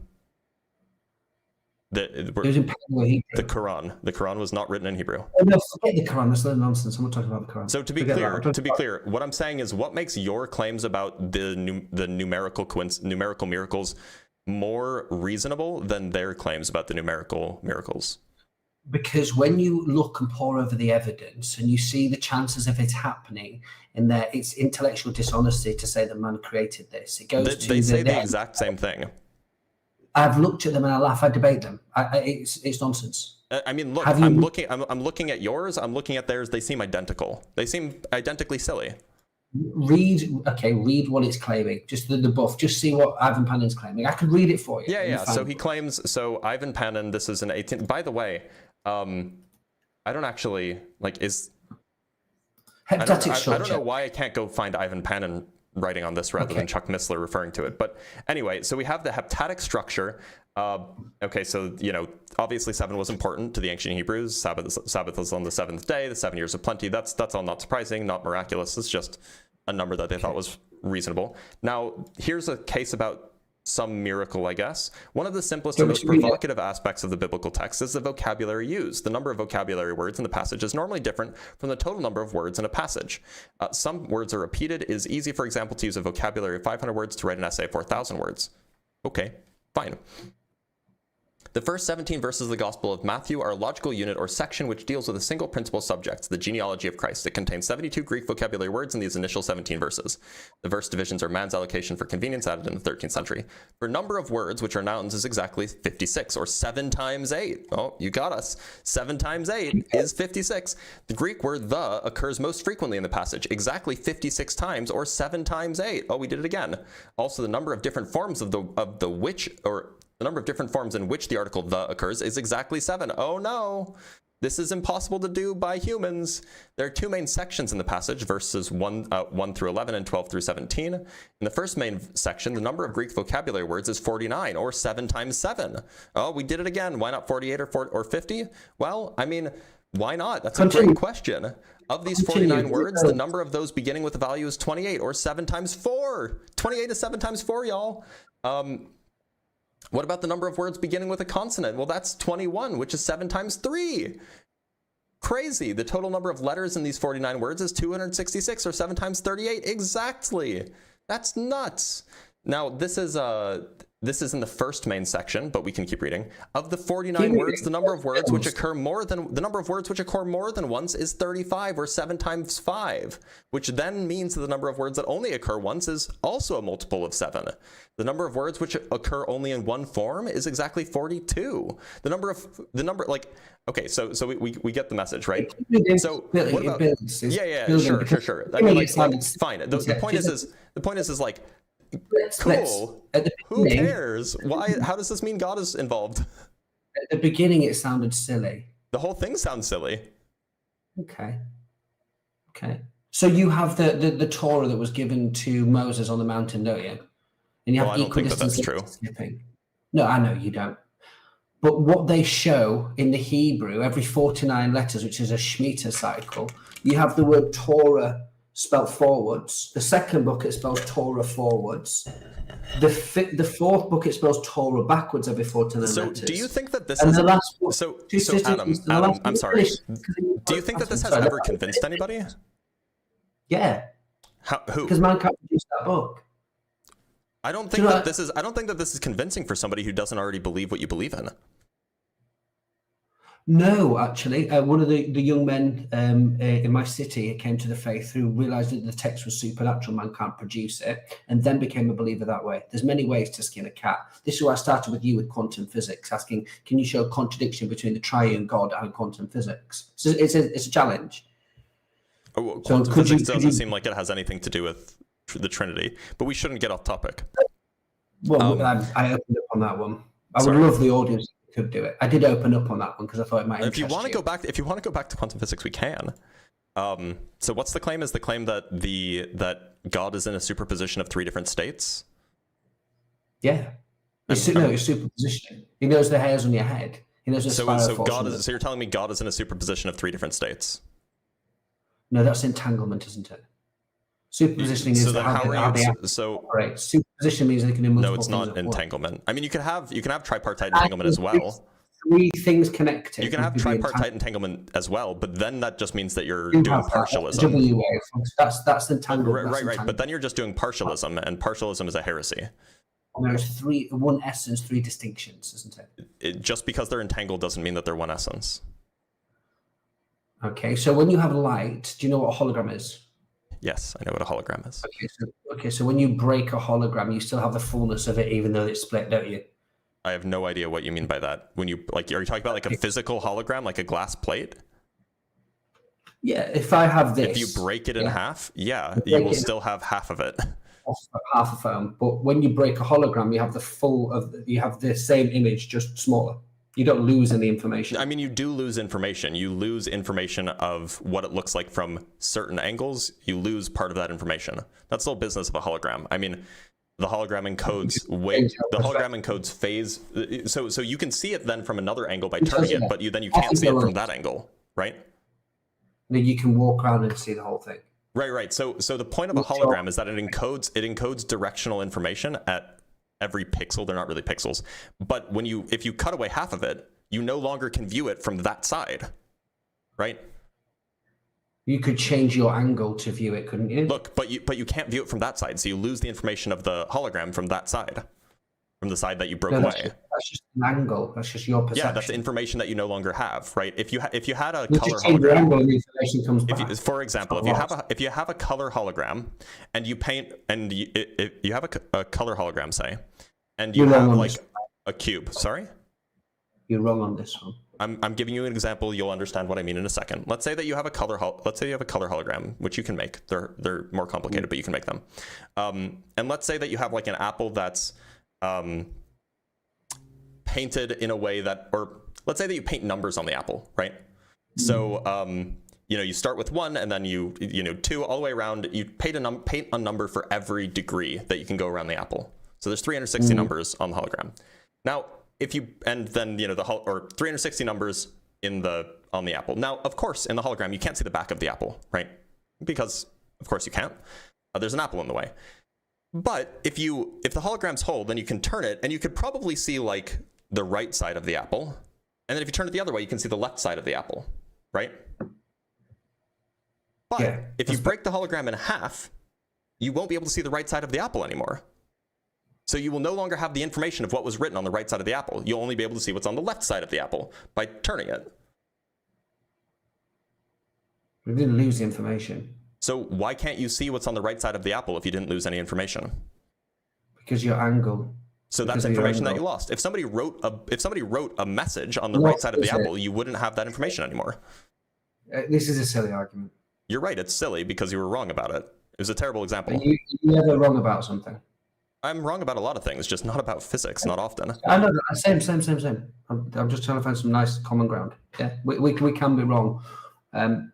What are your thoughts on prophecy? I write these things before to show that I am God. So if God is outside time, space, prophecies that Jesus fulfilled? Outside of time, space, and matter, what about the countries that are surrounding Israel now, that prophesied in the Bible? I'm not too convinced that. So in order for a prophecy to be compelling to me, it would have to be specific, on TV. It would have to be rare, and it would have to be time gated.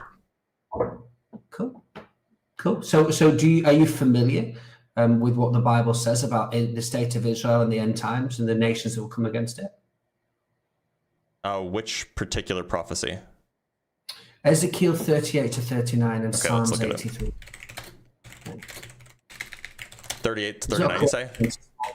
Ezekiel 38 to 39. Let me make sure. I think it is.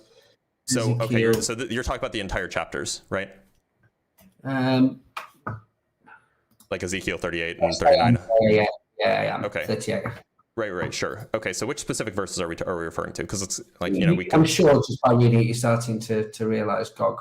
Right. I mean, like, there's Gog and Magog and all of this stuff. Persia and Cush and Put with them, blah, blah, blah, blah, blah. Okay, so now when did it say that this would happen? When's the specific time-dated prophecy?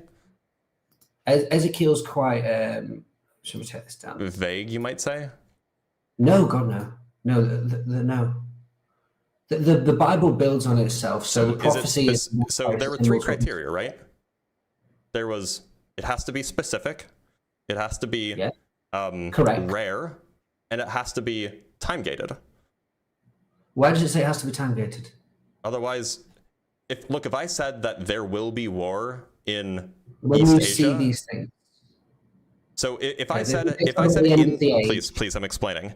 If I said in the future there will be war between China and Korea or something, if I just said that, then, and I didn't say when, then that's something that we would reasonably expect to happen eventually, right? And so if you don't put a time gate on it, then you're just basically opening it up to, it could happen at any time, and there's no way for the prophecy to be proven false, right? Because if there's not a time gate, then you can't say, oh well, it hasn't happened yet, so it didn't come true. You could just say, oh, it just hasn't happened yet, it's going to happen in the future, right? That's why they have to be time gated. Yeah, so 2 Timothy 3 would kind of I'm sorry, we're still on Ezekiel 38:39. So Ezekiel 38:39, is that specific? Talking about the is end it of rare? the age. These are the signs pointing to Jesus Christ. Okay, so Ezekiel 38 and 39, is it specific? Is it rare? Is it time gated? It's specific, rare, and time gated. Okay, so where does it talk about when it'll happen? Just read it. Let's read it. Can you give me a verse, because I'm not going to read the entire 2 chapters right now. The Bible's a very big book, and the word of the Lord came unto me, saying, Son of man, set thy face. That the Bible. Do you not know when it says? Why are you citing this if you don't know when it says it'll happen? It's at the end of the age. So when is that? The Christians believe and the Jews believe in a 7-day week. A day is like 1,000. Okay, so when is this supposed to happen? The 6,000, around the 6,000, leading up to Jesus Christ's return. Okay, so this hasn't happened yet then. It's 2,000 years old, isn't it? So then this hasn't happened yet. No. Okay, it's happening now. So to be clear, The the prophecy has not been fulfilled? No, it's being fulfilled now. All these nations are coming against it. Let's read I the thought it nations. was supposed to happen like 6,000 years from when it was written. No, is that what you just said? That's the age of the earth. The 7,000 years. Okay, so how much did you know the Bible when is this supposed to happen? When is this supposed to happen? Well, it's happening now, isn't it? It's demonstrable. When is it supposed to happen? I'm not asking. Oh, it's happening now. When is it supposed to happen? Messiah comes, just before the Messiah comes. What year is this supposed to happen by? The nation of Israel was. What year is this supposed to happen by? It doesn't say. Okay, so it doesn't give a time gate. Should we read it, Blitz? Well, if it doesn't say that, then it's irrelevant. I don't care about vague prophecies that could just be fulfilled in the future. It's going through all the countries that are uniting against Israel, and we've just been watching it for the past few years. We've literally watching this on the TV. Okay, so screen. so is Jordan listed here? Is Iran listed here? Is Syria listed here? Lebanon, Egypt, Persia isn't Iran, by the way. They were like different nation states. Okay. In the Bible, it's going to use the old dates, so they're timeless. Right, but Persia doesn't exist anymore. Russia, right. But China. Persia doesn't exist anymore, right? How do you have a timeless book and send prophecy to people? Well, you could say the people of XYZ city. You could say the people who lived in the mountain this. But Persia, as a nation, that doesn't exist anymore, right? Okay. Should we read it and see what the audience think? I mean, we're not going to read the whole thing on live. It mentions As the land of Magog. 38 to 39, It mentions they can look at it. yeah. It's 2 full chapters. We're not going to read those on lives. There's Persia, Well, Cush, I'm and saying, Put are mentioned. for the- There's Gomer. There's the house of Togarmah. Are any of these real places that exist today? Yeah, they're what they were called at the time. Okay, so they don't exist today, is what you're telling me. The areas of them do, and it so happens that we've been watching them. Okay, come so the one and house one of to one Togarmah nation. exists today. Yeah, there we go. Okay, so Pull it up, what is the house of Togarmah? Because the house of Togarmah is not an area; it's a people group. It would be like the descendants of a house, right? So what is that people? Let me find it. Image. Armenians, apparently. There you go. Are the Armenians fighting against the like Israel? How do you spell Togarmah?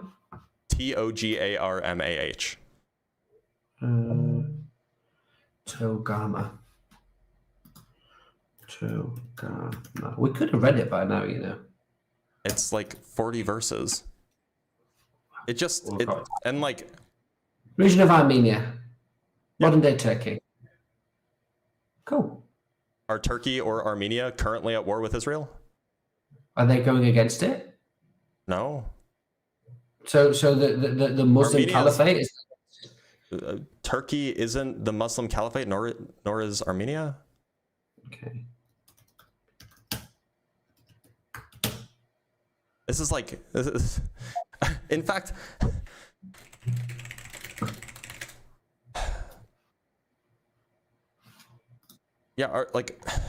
Armenia is a Christian country.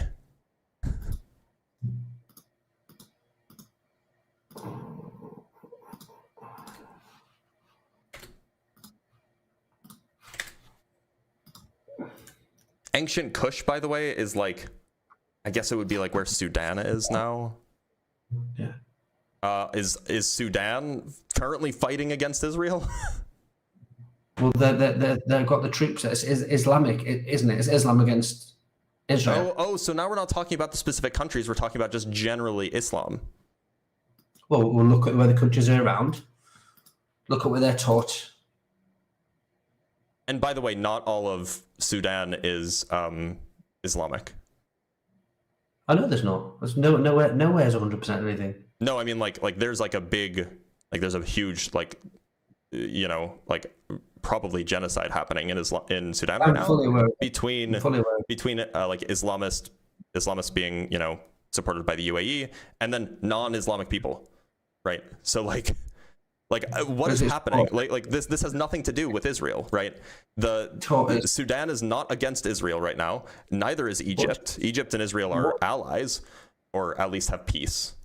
I mean, you know, they're Come on. They probably don't have an alliance, like not a mutual. The RSF are not Islamic. Okay, I could have gotten that backwards.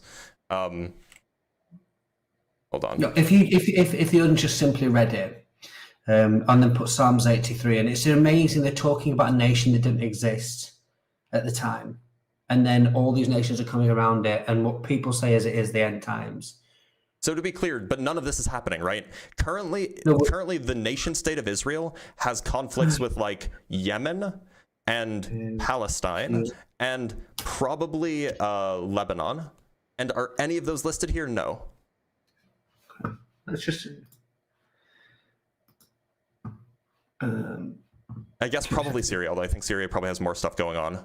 And Iran. Well, they're not in active conflict with Iran. Why do you just type in Ezekiel 38 to 39 map prophecies, and it'll just show you. Okay, let's do that. Perfect. And then you can pull it up and see if we're all crazy. Mm-hmm.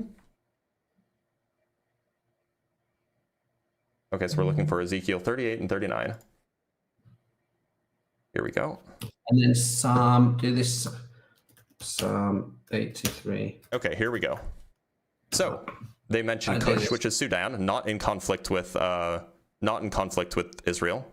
They mentioned Persia, which is not Iran, by the way. They mention Togarmah, which is Armenia, which is not in conflict with Israel. Turkey, not in conflict with Israel. Put Libya, Algeria, not in conflict with Israel. Like none of these. What are you doing? starts with Psalm 83. So go to Psalm 83 on the map. Oh, so first. it's not just Ezekiel now? No, it's Ezekiel. This happens later. Okay, there's a war. So Then the it people come in. looks like that. So to be clear, the prophecy in Ezekiel 38 has not come true. No, but it's coming true. Go look Okay, at so Psalm we agree 83 that it's now. not true.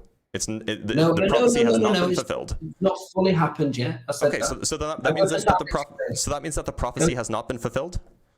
Not fully fulfilled. Go to Psalm 83. What does it mean for a prophecy that has not? So the terms of the prophecy have not come true, correct? Not fully, no. Okay, Go to which Psalm means that the prophecy hasn't come true. So we're putting one in front of the other first. So you build on Psalm 83, then you go to Ezekiel 38, 39. Pull it up. Have a check. I'm pulling up the text of Psalm 83 right now. Psalm 83. And go to the image because that was a lot more helpful. Okay. Well, I want to take a look at what the text says first. So Psalm 83 mentions, making sure I'm not getting. It mentions the tents of Edom and the Ishmaelites of Moab and the Hagrites, Byblos, Ammon, Amalek, Philistia, with the people of Tyre. Even Assyria has joined them to reinforce Lot's descendants. Do to them as you did to Midian, as you did to Sisera. Okay, so actually, is this even a prophecy? The Psalms are prophetic. A prophecy has to be about the future, right? And this is not written in the future tense. This is not about the future. How well do you know your Bible? I'm sorry? How well do I know it? I mean, I've read it before, like 2 or 3 times over the course of my life. The Hebrew Bible, anyway. Yeah. I went to Hebrew school for a while. You know, you go over these things. But like, this is not about the future, right? There's nothing in future tense here. Hear me, my. In fact, it's written in the past tense. We're frozen. Partially, anyway. But we can go look at the map if you want. We can see what it says. Okay, here's a map. Just for you. So here we have a map, right? So here we have Philistia. Yeah, definitely some stuff going on in Philistia. And then we have Hagrites, Ammon, Moab, Amalek, Edom, Ishmaelites, Gebal, Tyre. So, and then Assyria, for some reason. Assyria is not at war with Israel. Neither is Jordan, for that matter. Jordan would be the Hagrites, Ammon, and Moab. Neither is Amalek. Amalek, that is currently part of the nation state of Israel.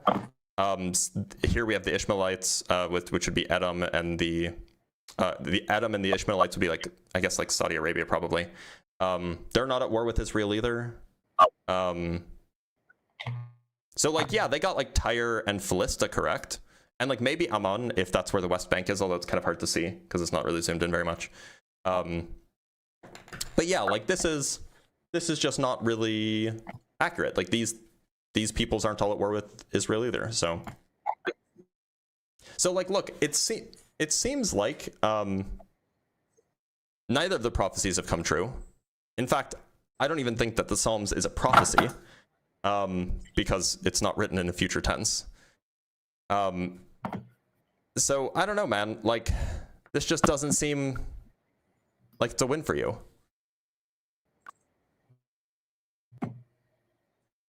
Oh, he's having connection issues, it looks like.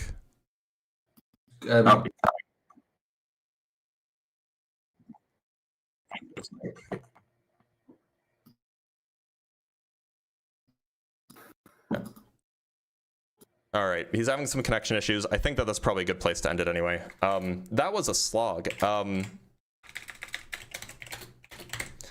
But we prevail. We will prevail. Let's move on to our next guest. Oh, let's read some super chats. He just was all over the place. And like, look, the thing is it's just hard to look good when you don't know what you're talking about. So from Peter Hegwood with the $10, Dr. Blitz, you are a master debater. Keep up the great work. Love your streams. Well, I appreciate that. We have $5, €5 from Duke of Shostka. And that was the only negative that was the only negative of Egyptology. Too many weirdos around. Harder to hide the truth about them ancient aliens. Yeah, fair. The ancient aliens are hard to hide. From Duke of Shostka again, first thing they teach future historians, never believe the primary source. Don't read sources, read a book by a PhD. Yeah, that's exactly right. You should do that. Michael Solis sends $2. Evidence equals YouTube vids using his eyes is hilarious. Yeah, that was the whole thing, wasn't it? Fears Interactions sends $5. Thank you. Am I closed-minded if I disregard a person's entire pro-Christian argument once quantum mechanics enters into it? No, you are not closed-minded. That's just good pattern recognition. We have 5 Canuck bucks from Garba Gaiman. Alternative hypothesis. Ancient people found natural sulfur deposits in a creepy area and made up a story that it used to be a city. Yeah, that's exactly the kind of thing that could be the case. We have a corgi being sent by Tig Money Garbers. Thank you. Tig Money also sends $5. This is quite an interesting conversation. I'm happy people are talking about such things in an academic manner. Well, I don't know if it was academic, but I appreciate that you appreciate it. Tig Money sent a few corgis. I think it just... I don't know if you sent like 4 corgis or if it just went through 4 times, 5 times, 6 times. I think that it's a bug. Duke of Shostka says, dude, Persia is an exonym. They call themselves Aryan or Iranians since before Cyrus, so Persia does exist. Oh, that's good to know. That's good to know. Although surely it's not like the same kingdom, right? Game Master Flash sends $10, saying he kept saying put it to the audience. That's an argument ad populum, but for the record, as a member of the audience, the Bible is full of it. Yeah, fair. And then also, we got an enormous donation from one Shay of $100 for balancing out the karma in the name of atheism. Thank you so much, Shay. I appreciate you. All right, let's move on to our next guest. Always appreciated. Shay is a longtime watcher, longtime contributor, longtime donator, so... Let's talk to Kari. Oh, Kari didn't connect. Oh, I should remind you guys. So I do have debate notes. If you haven't seen them, debate notes, right? Has theism, young earth, MAGA science, has a whole bunch of stuff, right? If you want access to these, then you will have to, there's only one way, and it's via becoming a member on YouTube. It's like $5 a month or something. Or becoming a patron on Patreon. Again, like $5 a month. You can get access to it, to my notes that I update on the regular with, you know, resources and things like that. So consider it. All right, let's talk to John Stone. That's 2 ways. You're right. There are 2 ways, but both of them involve $5 a month. So I do have to shill for myself. That's absolutely a thing that I have to do. Hey, can you hear John, me? how's it going? Hey, how you doing? I'm doing all right. Do you believe in God, John? Yes. All right, and which one would that be? Well, this is all my personal opinion. I believe in just my personal opinion. I believe in a spirit world, a Manichaeanism, a Gnosticism, an afterlife, if you will. Okay, so, but you believe in a God? I believe in, yes, I believe that there are good and evil spirits, and I'm trying to do everything I can. Go ahead. You keep saying that you, like, I ask you if you believe in a God, and then you say, yeah, I believe in good and evil spirits. Like, is that a God? Do you believe that there's an entity that created the universe? Yes. Okay. What properties does that entity have? Properties. Like, is it all powerful? Is it, Yeah. has it existed forever? Does it love us? Like, what properties does it have? Kindness, love, understanding. By the way, your mic is really quiet, and I'm doing my best to adjust, but it's still pretty quiet. Would you be able to talk closer to your mic? Yeah, is that better? Doesn't seem like it is, no. Here, how about that? Is that better? Let me see if I can turn you up here. Try again?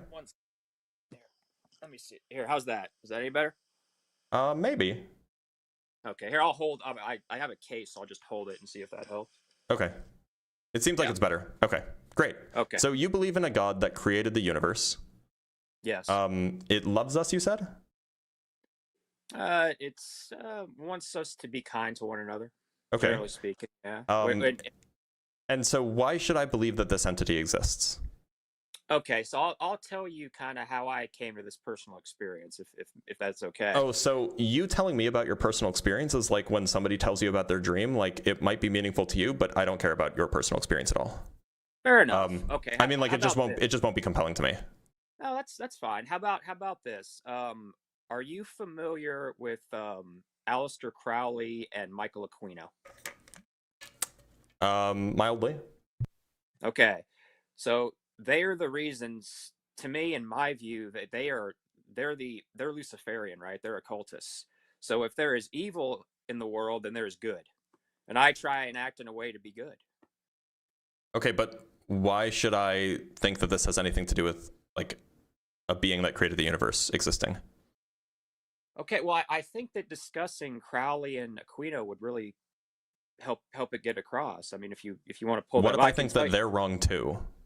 well, you could think they're wrong. I mean, that's so you think that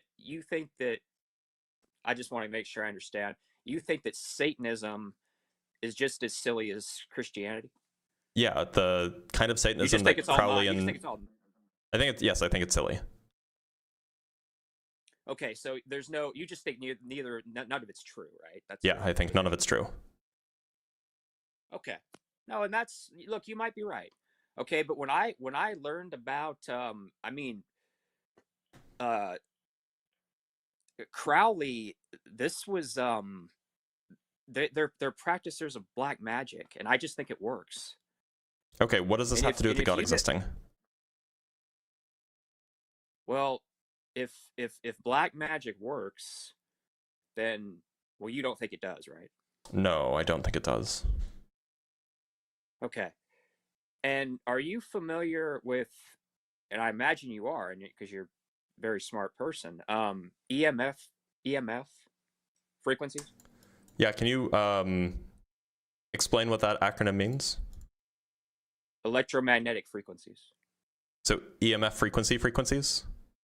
Yes. Okay, so EMF stands for electromotive force? Well, I thought it was electromagnetic frequency. Am I wrong on that? No. Okay. Well, the reason I'm describing this is because Michael Aquino, and I was actually a little bit nervous about having this conversation because I don't want to piss off the deep state too much. You know, Michael Aquino was connected to military. I know people just think I'm crazy anyway, so it doesn't matter. But well, Michael Aquino was with military intelligence. Okay, what does any of this have to do with God existing? Well, he is Luciferian. Look, so I want you to fill in the blank. God exists, or rather, you should believe God exists because evil exists and we should be good. it seems like evil existing and us necessarily, or it seems like evil existing and therefore we should be good has nothing to do with God existing. But see this. I used to be more like. Suppose evil exists. Why does that mean God exists? Well, okay, so if if Lucifer exists, then does God? Suppose evil exists, not Lucifer. I don't think Lucifer exists either. You don't think it exists? Okay, right. Well, I do, or I see it. Well, this is our difference, and that's fine. But really, for me, going through, I actually refreshed myself on Aquino and Crowley here just in the last few days, you know, and are we gonna talk about whether or not God exists? That's what I'm trying to talk to you about. So what's the reason? Do you just not want to talk about these people? This is like my whole. I think that they were wrong too. I need like some sort of evidence or some sort of argument from you that would give me reason to believe that it's true, that like this being that created the universe exists. That's what I need from you. Well, that's what I'm trying to provide you. I mean, maybe I'm just not. Maybe you don't like the. But you keep bringing up these random guys who are Satanists. I think they were wrong too. Okay, well here, let me. Okay, how about this? The Yahtzees of WW2 were really into the occult too, right? Yeah, they were really into it. I think that they were stupid for being into it. I think they were stupid for other reasons too. Right. Well, I shouldn't say stupid. absolutely. I mean, they were stupid, but like, Evil. but like Wicked, being yeah. into the occult, like I think that they were wrong about that. Yeah. Okay. But all right. Yeah. If you don't, if I can't discuss Crowley and Aquino, this is the whole reason I'm a believer. This You're is a like believer because because if do you have if any you, evidence for God existing? How about that? evidence? Mm-hmm. Can I prove now? I mean, look, I believe that the Earth is 4 billion years old. I believe in the Big Bang. I'm sure you can explain it to me a Good. lot better than. I think that's true, but I don't think I think there's an afterlife. I think there's a spirit world. There can be an afterlife, and still there cannot. That doesn't mean that there's a God. Those things are not the same thing. Okay, well, but you don't believe in an afterlife, do I you? don't, but that's also not the topic of conversation. Well, isn't it an afterlife and God? Isn't that? No, those are separate Close? things. You can believe in an afterlife, Really? like if you're a Buddhist, for example, you can believe in an afterlife even while you're an atheist. You can believe in a Okay. spirit world and be an atheist. You can believe me, in that's- demons. You can believe in demons and devils and spirits and all of these things and still be an atheist.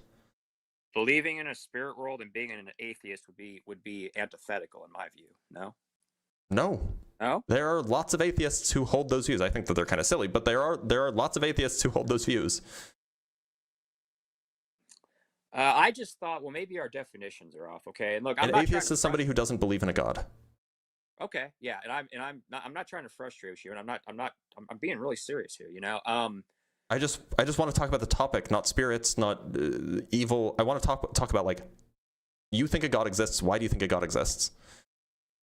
because I think Lucifer exists. That's why. Okay, why do you think Lucifer exists? And Lucifer controls the material world. Why do you think Lucifer exists?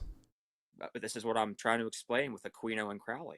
Right. But suppose, like, maybe they believed Lucifer existed.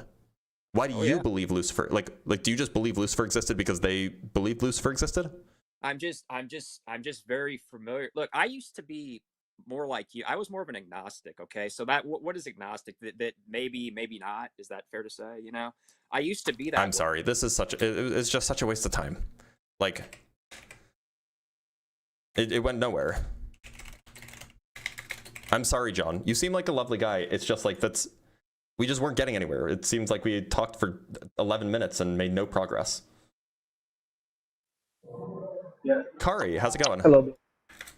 I'm well. How are you, Blitz? I'm doing all right. I recognize your name for some reason. Have we spoken before? We have talked before. You were on with Ian, and we talked for a while. We got into like contingency theory type stuff, or contingency arguments and stuff. Okay. So, what do you want to talk about now? Okay. I guess I don't remember where we left off last time, but I guess too much noise. Okay. Yeah, there is a lot of noise. Are you at the club? No, I'm at like my work break room. Give me like 10 seconds, please. Okay. Thanks. So while I go, I think that I guess I'll just kind of chat while I'm on my way to somewhere quieter. So Bismillah, first of all, I'm a Muslim, so that means one who submits to God. God being the one and only, like, divine entity. You asked the last guest about like the properties of God. So God is one, first of all, meaning that he's absolutely unique and he's indivisible and he's non contingent or dependent on any of his creation.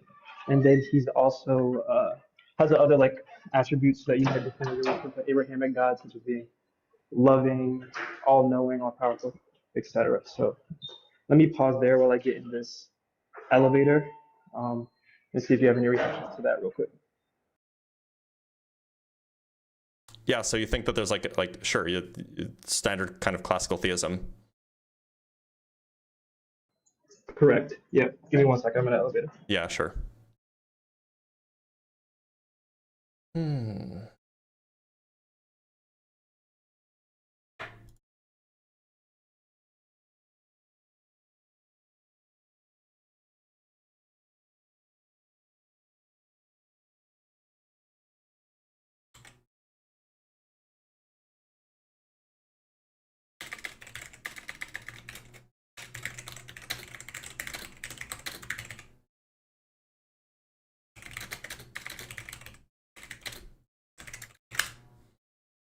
All right, we'll give him a sec. Let me get some water.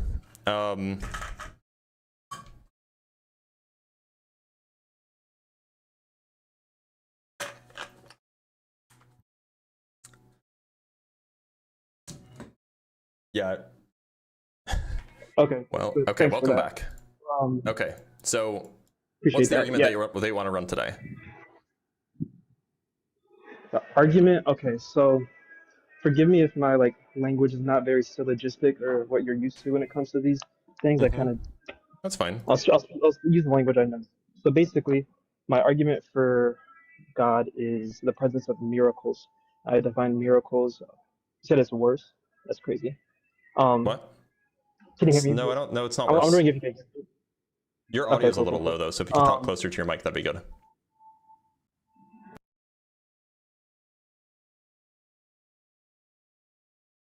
The main proof is the presence of miracles. That's so much better. Okay, excellent.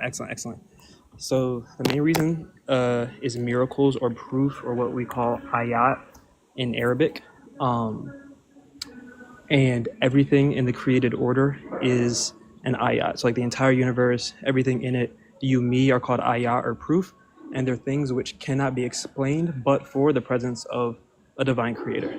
So can you give me an example? Yeah, so for example, like matter, right? At a fundamental level, we don't have like a good definition what matter is. Like we can continue to like peer deeper and deeper and deeper into it, and we see increasing orders of complexity, we see increasing orders of organization in ways that it makes it very difficult, like on an ontological level, to define what matter is. We can define matter, no problem. Matter is just anything composed of fermions. Sure. So I guess I'll ask you some clarifying questions then to make sure I don't jump down a quantum physics rabbit hole, stuff I don't know. So like, is it true that once you get into the particularities of, like, say what a fermion is or a quark of any sort, that like a lot of these things, like there's not like there's not a fundamental definition of like what composes these things or what they emerge from? A from? fermion is a half-integer spin. Right, but if I were to ask you like what constitutes a fermion, like there's not some fermions are fundamental, like quarks and leptons. Electrons being a type of lepton. These are fundamental. They're not composed of anything. They are the bottom. At least, we may as well say that they're the bottom. Maybe we'll be wrong. Maybe we'll be wrong in 100 years, but all of the evidence points to them being the bottom. And when you say the bottom, they're like the smallest thing that we can identify?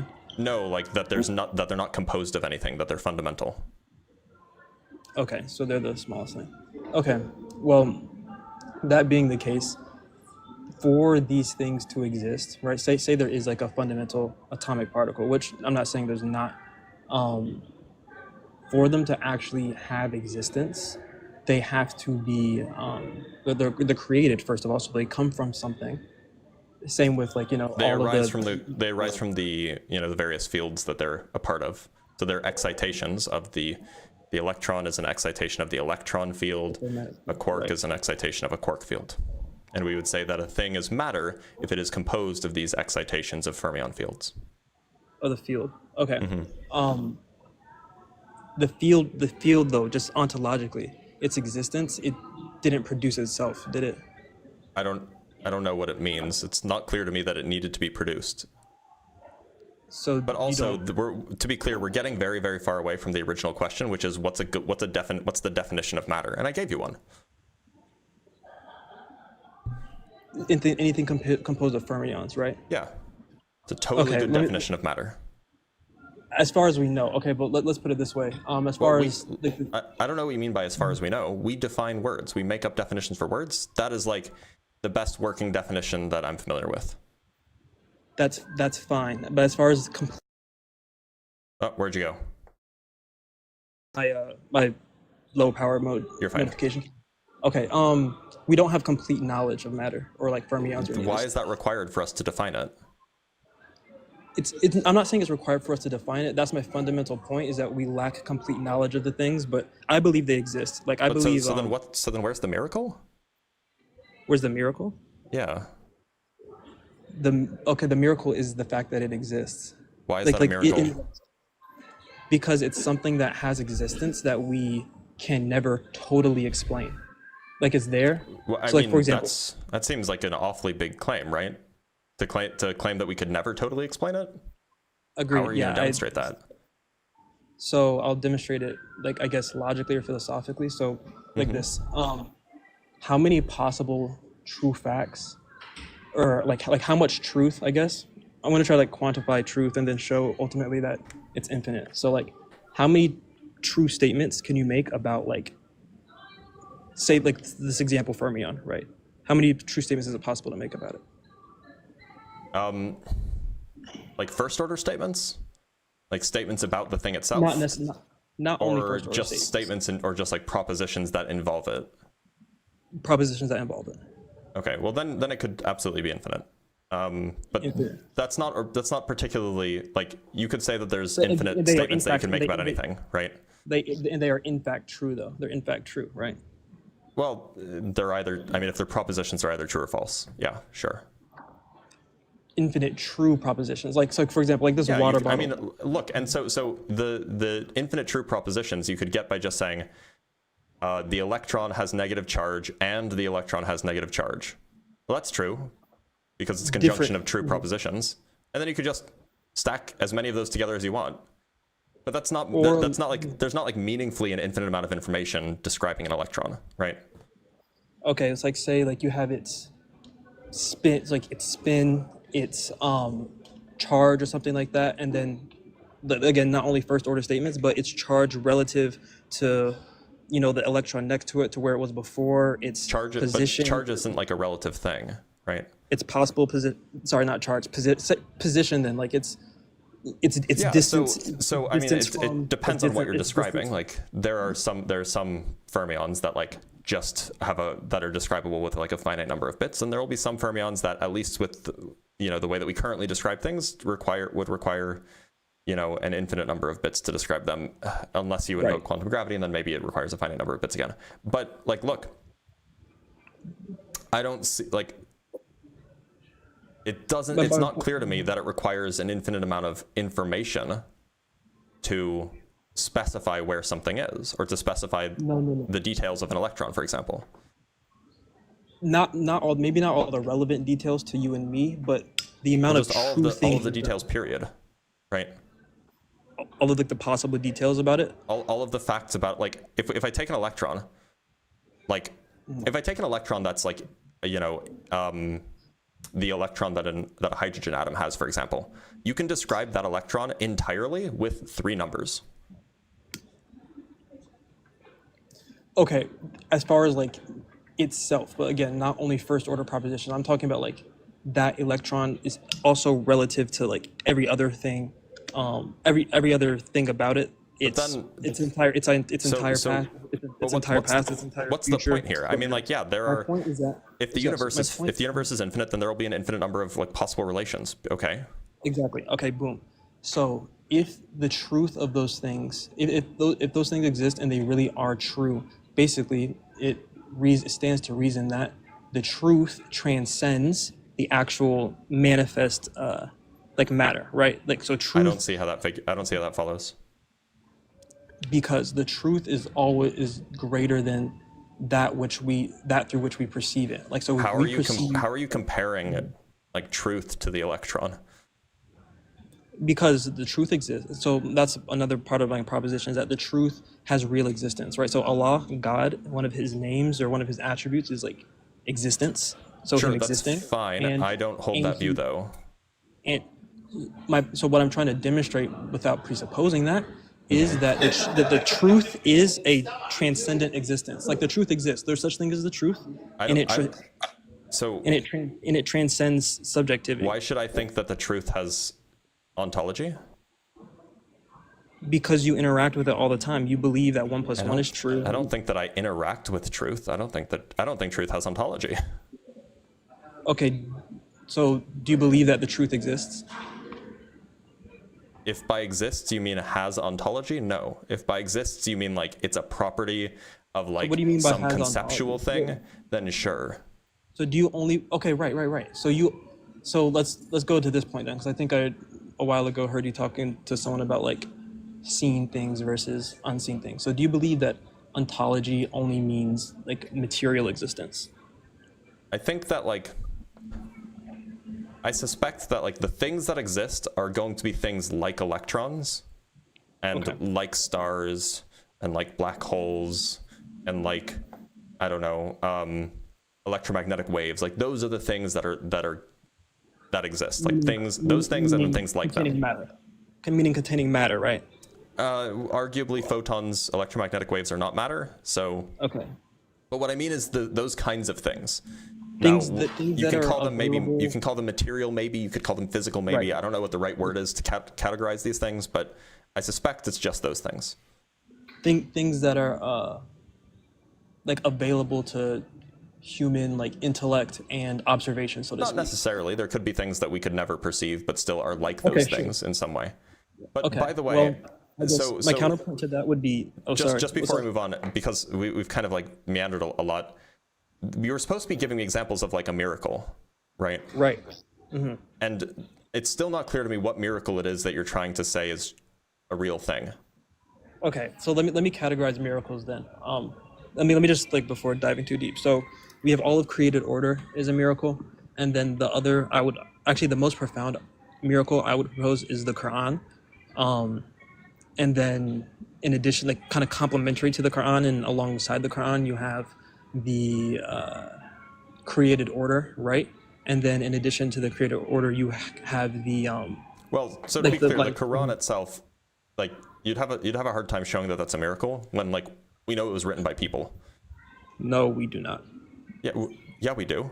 We know that No, Muhammad spoke and then his friends wrote it down. Okay.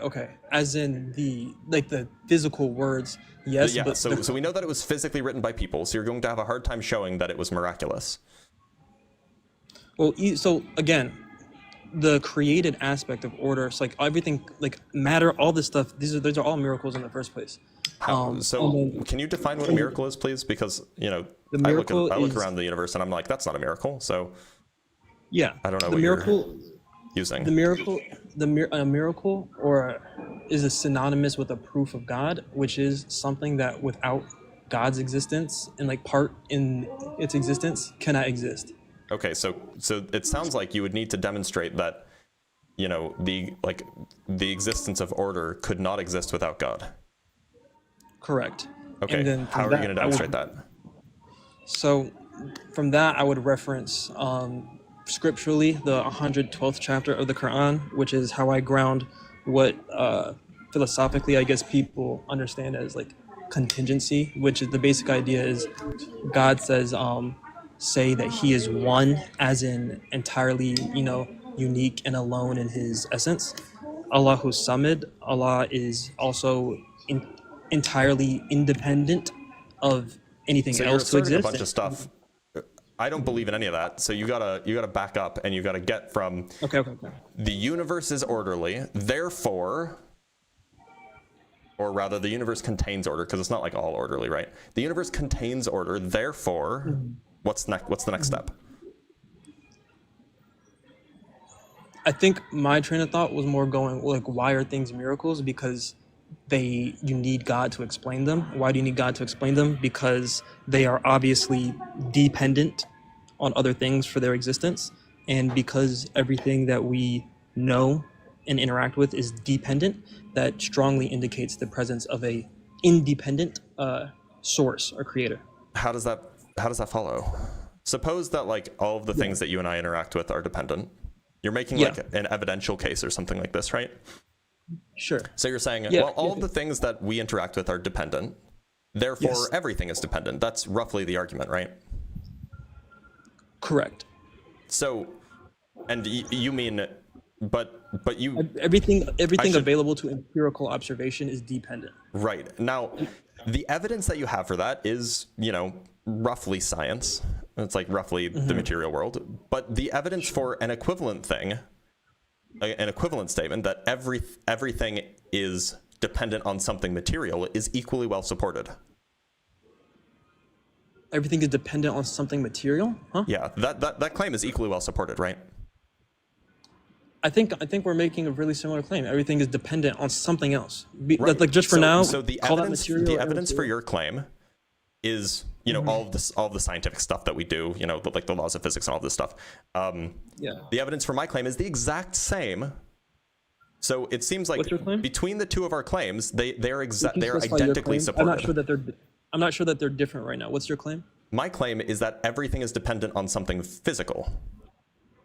Okay, sure. And it has just as much evidence as your claim, which is just that everything is dependent.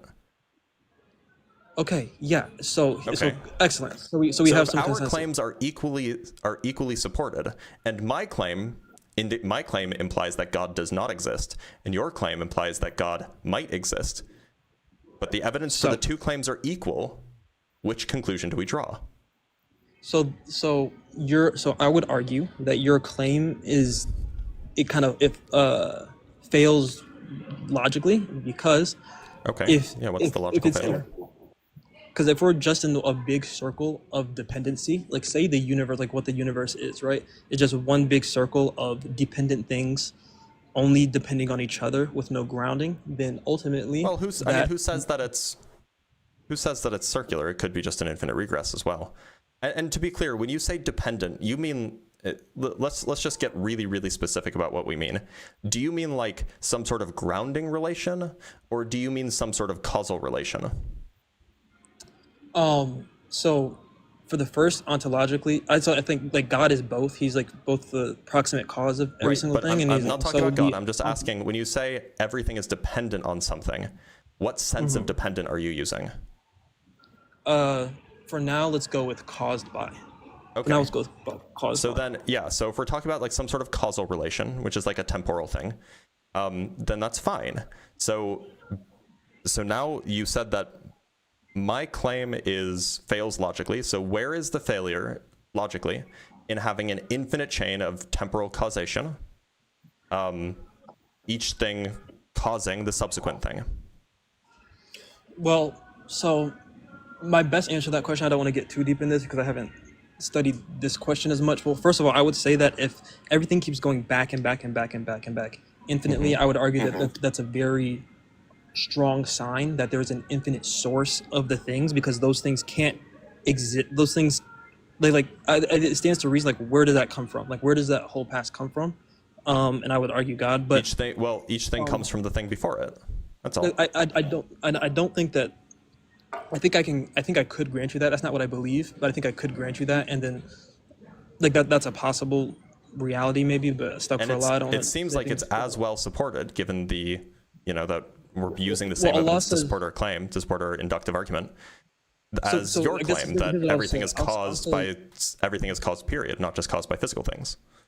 I guess what I'll say is even if that is true, and I'm not saying that it necessarily is, then on an ontological level, then those dependent things still need to have their existence has to be initiated. It can't just come from... Yeah, it's initiated by the thing before it. Okay, but though each of those things independently, as like each of those things individually, like the regress that comes before it, are dependent matter that have to ontologically, so on the level of existence, not causation, be brought into being. Well, so that's what it means to cause something, that you bring something into being. I mean, right, like I could cause photons to be brought into being by turning on a flashlight, right? I wouldn't. I would say those two things are similar, but not the exact same. In terms of, you witnessed yourself doing a bunch of actions that preceded, and then photons happen as a result. And then photons appeared, right? But your cutting on the flashlight is not like a full explanation for the existence of the photons, because the photons are also their existence also involves their relation to each other. They also involve the future particles that they interact explanation. with. But ontologically, which I would define as the total. I think ontologically, maybe you're not using that word in the way that I think you're using the word. Maybe not. I would define it as the total existence of something, like the fact of it, Those like the fact of its being. those photons didn't exist and wouldn't have existed but for my action of turning on the flashlight. That's what it means to cause Perhaps. something to Okay. exist, right? Yeah, and from a causal level, right? But I'm saying that temporally, once they're here, they the fact of their existence involves so much more than their cause. Yeah, and why does their relationships with Sorry, things, sorry. for example, why does their relationship with, like, you know, a galaxy 2 million light years away, why does that require a cause? Why does that relationship Right, require a right. cause? So it's a fact of their existence, which Sure. indicates like a transcendent. Yeah. What was sure? It's a fact of their existence. What does that have to do with? Hold on. Can you hear me? I don't know. Yeah, I can hear you all right. Okay. Sorry. Your question. You're asking a question. Yeah, so it's a fact of their existence. Why does that fact need to be caused? Aside from being caused by the photon and the galaxy existing. Because the existence itself is what I'm trying to say is like the truth But of their I existence caused the photons to exist. is right, but you caused, like, yeah, you're the cause, you're the proximate cause of them coming into being or whatever, like into the universe. But as far as like what the photons are, what sustains them, what What do you mean? I don't know what you mean by sustains them. organizes their interaction. Photons are like a particular way of describing a certain excitation of the electromagnetic field. I don't know what you mean by sustains them. But when I say by sustains them, I'm saying that like allows them to do what they do, pretty much, and like Why do they need to be allowed to And do what so they they do? can- This is a property of this. This is just like what a photon is. A photon is arguably those things that it does.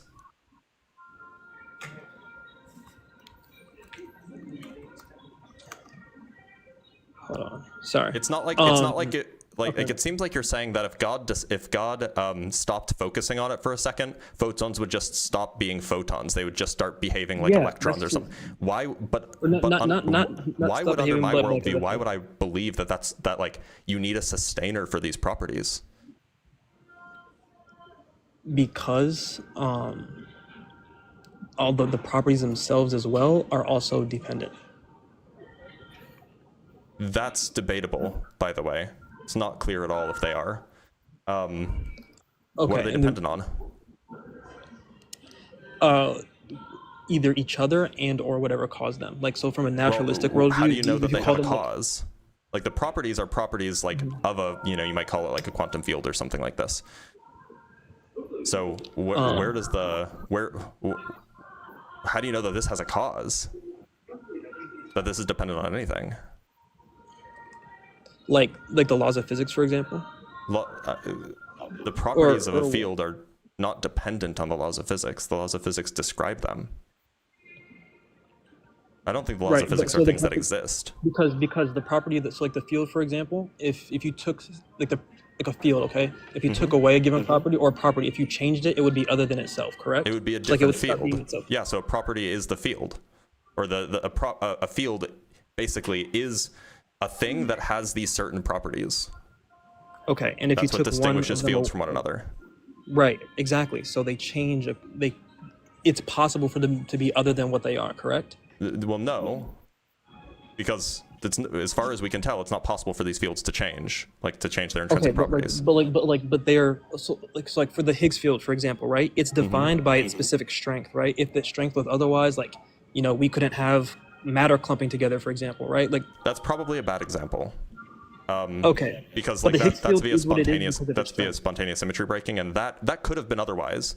And so like under the Yes. many worlds interpretation, there are many universes, many worlds that Right. that are otherwise. They're all realized equally. But you want something more like which the is charge of the really electron field. cool, by the way. And I would direct you and your audience to the very beginning of the Quran, because that was actually kind of how I first So fell in love with it. why not use the charge of the electron as the example here?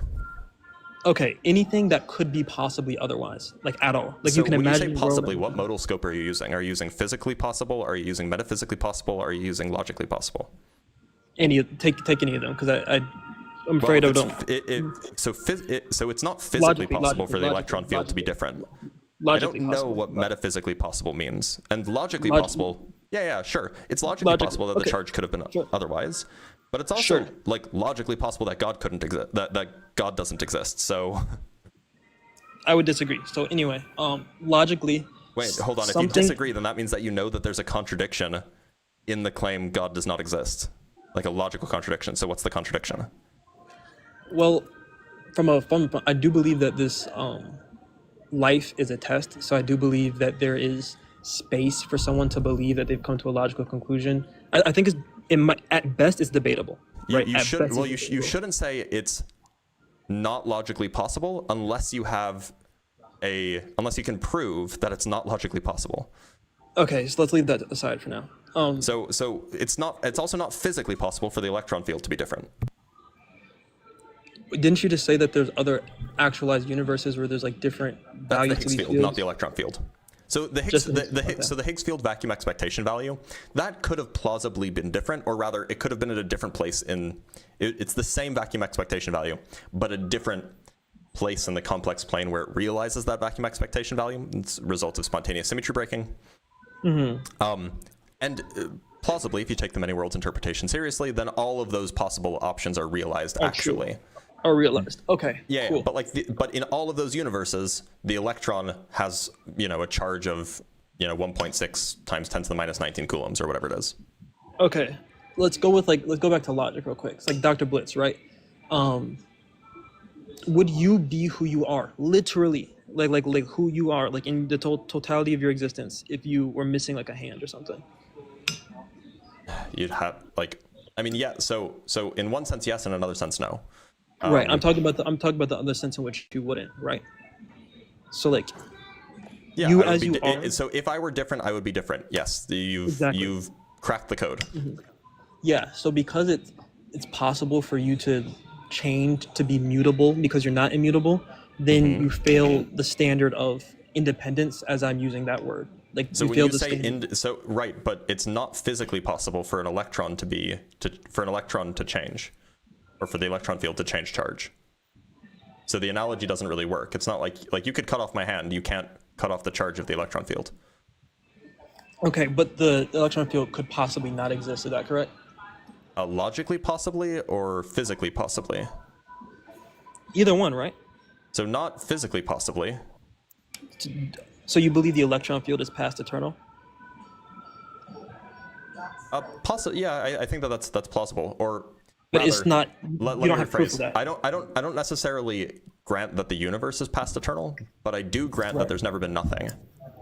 I do think Okay, that I there's never agree been with nothing, that. and with insofar that. as there's never been nothing, if it's the case that electrons are fundamental, and we have good reason to think that they are, then yes, the electron field would have existed at all points through space-time. Okay, well, I disagree with like matter or space-time being necessarily eternal. I think that I could grant that and still be like right on what I'm saying, but in any case, the electron field, like you said, could possibly not exist, right? It has possible No, non-existence. so not in my worldview. No, there's no time when the electron field didn't exist.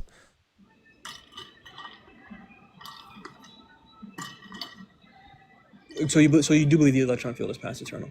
No, I don't believe that the universe is necessarily past eternal. Is the Whenever there electron was field time, Is the electron the field electron different field from- existed. Is the electron field different than the universe? Like, I'm trying to just get a clear answer. Right, Like, so the universe doesn't have to be past eternal. If the universe is not past eternal, then the electron doesn't have to be past eternal. The electron Sure, field doesn't have okay. to be past eternal. It just Sure, means so- that the electron field would have existed at every moment in time.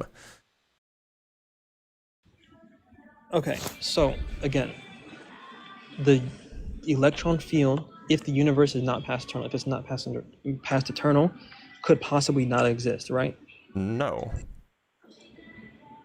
What?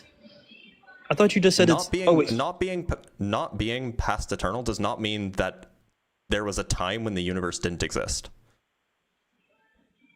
Oh, so wait. So you're saying okay, I think we're getting like into the specifics of like time now at this point, which which is relevant, right? it is relevant because like once you start getting into pre-eternity and stuff like that, things get really weird. But in any case, either way you slice it, all of these things fail my definition of independence. They're all dependent. I don't. And we So in what way is the electron dependent?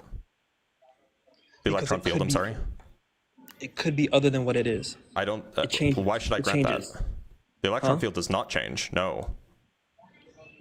Do excitations in it occur that don't occur? Yeah, sure. Okay. The electron The field. electron field is not the state that the electron field is in. The electron field is not the state. the electron field is more fundamental than like whatever state the electron field is in. So what's the definition of the field? Is it just the name, the electron field? No, I mean like there's a mathematical description. Okay. Has certain mathematical properties that we can So then measure and so on and so forth. you're saying the state of the field changes, but the field doesn't change. That's kind of confusing I to mean, me, like but think of it this way, like, you could say that a guitar string exists, and the guitar string exists and is unchanging, if you will, regardless of what notes you play on the guitar string. It's still a guitar string. It's still like the guitar string, right? Okay. Okay. Anyway. Okay, wait, I think I see what you're saying. I'm tracking that in terms of the guitar string. But my point is that the electron field then, say it wiggles, it excites, blah, blah, blah, blah. That is some sort of change, right? It experiences change. Yeah, like the guitar string does. Okay. The electron field changes, correct? The state of the electron field changes.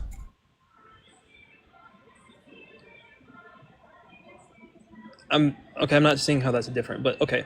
Because of that, because its state changes, it fails the definition of independence. Okay, does the electron field, is it similar in any way in such that like ontologically its existence is defined in relation to other things? Like, for example, you might have an electron field, you might have like a weak field or whatever grounds those.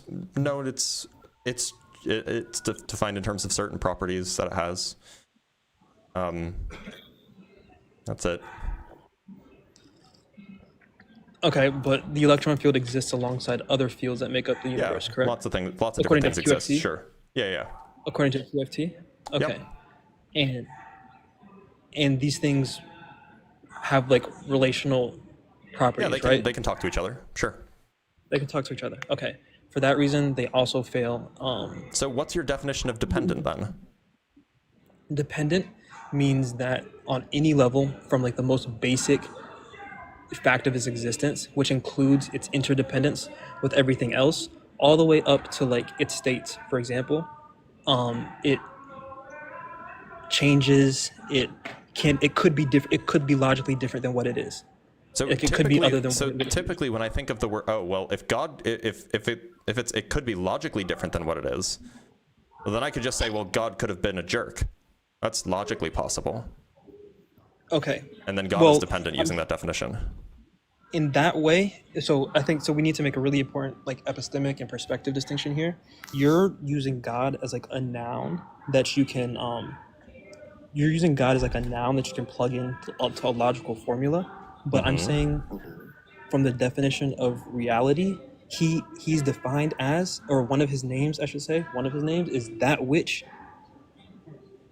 transcends the quality of dependence, right? So okay, so the definition of an electron is equivalent to its properties. And the definition of the electron field, I should say, it's defined as a field with certain properties, and so then logically it couldn't be different, because if it was different, it wouldn't be the electron field.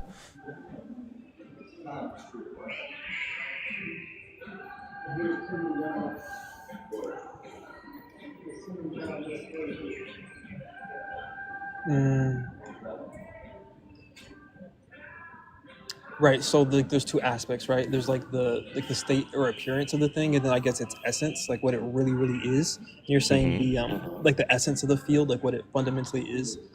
doesn't change a- even if it's like, I mean, just by definition, the electron field is a field with certain properties. If you have a field with different properties, it's not the electron field. okay, but if I were to take the electron field, right? Say it's logic. Say is it logically possible for you to have like a knob, right, that you could turn and like tune the properties of the electron field, like it's whatever. It would just stop being the electron field. Okay, but is it possibly mutable? No, the electron field is a thing with a certain set of properties. So if you change the properties, then it's not that thing anymore. Okay, so is it possible for so you're saying so it is possible for it to come out of existence then? You could take it, remove something from it, and then it comes out of existence as what it is and changes No, it to just something wouldn't. else. So we're asking about whether it's logically possible for like if you made the electron, if you took the electron field and then you just asked, like, you turned a knob and you're like, okay, now I want to make it minus Right. 2 times 10 to Right. the minus 19th coulombs. It just wouldn't be the electron Right. field anymore. Okay, exactly. That's my exact point. Okay, now could I take so in that similarly scenario, could I turn God's real quick, knob so real on quick, power? Could I turn it down to 0? Like you said, God's power? Yeah. No, Logically. that's my point. why No, not? no, you can't. Why not? Because he is eternally defined as that which you cannot, which is immutable. Oh, okay. That's what- So if I did mute him, if I did change him, then he would cease to exist, because he would be mutable then. So God can Right. logically cease to exist. No. Oh, but I'm saying God is the only thing that's his, and that's why it's very beautiful and profound the way these names are organized in the verse I refer to you, because he is the only thing, he's defined as the only thing which cannot have like So- possible so he is not, his existence is isn't there possible, it's is there necessary. a It's necessary. So what's the logical contradiction in His making God not exist, for example? Okay, so if God doesn't exist, then you go back to Astaghfirullah, first of all. Then you go back to a universe where everything is dependent. And if everything is Well, contingent, that doesn't follow. You could have some other independent source that's not God, right? I don't know. You could have like mathematical Platonism or something like this. Well, I guess if you're ready to concede that there's like an independent No, necessary I'm not. existence or something. I'm saying that it doesn't even follow from your worldview that if God ceases to exist, that everything is dependent. Yeah, Because so to be no, and to be clear, my- I'm still not clear what your definition of dependent was. Is it just logically you could imagine that the thing is otherwise? correct. That it could literally be Okay, I otherwise. could so I'm logically imagining that God is otherwise right now. I'm doing it. Okay, but again, I think it's really a perspective thing. It's like literally in this real world, in this existence, God remains that which cannot come, like has no possible existence. So like here's the worldview, right? Everything has like possible existence or could come out of existence, right? So it's therefore contingent. Okay. Hold on. God hold is on. the- Hold on. Hold on. No. You are now equivocating. So you said, so on the one hand, you've been talking about dependency relations, right? On the Yeah. other hand, now you just brought about like possible worlds contingency. These are different things. Oh, perhaps. Say that one more time, please. So initially we were talking about dependency relations, and now you just brought like what as far as like whether a thing is dependent or independent, and now you just completely changed to talk about possible worlds, like possible world semantics, and like whether or not a thing could exist in another possible world, or if it could not exist in another possible world, or if it necessarily exists in all possible worlds. We are now changing the topic. Okay. So if you want to talk about dependency relations, then we can talk about dependency relations.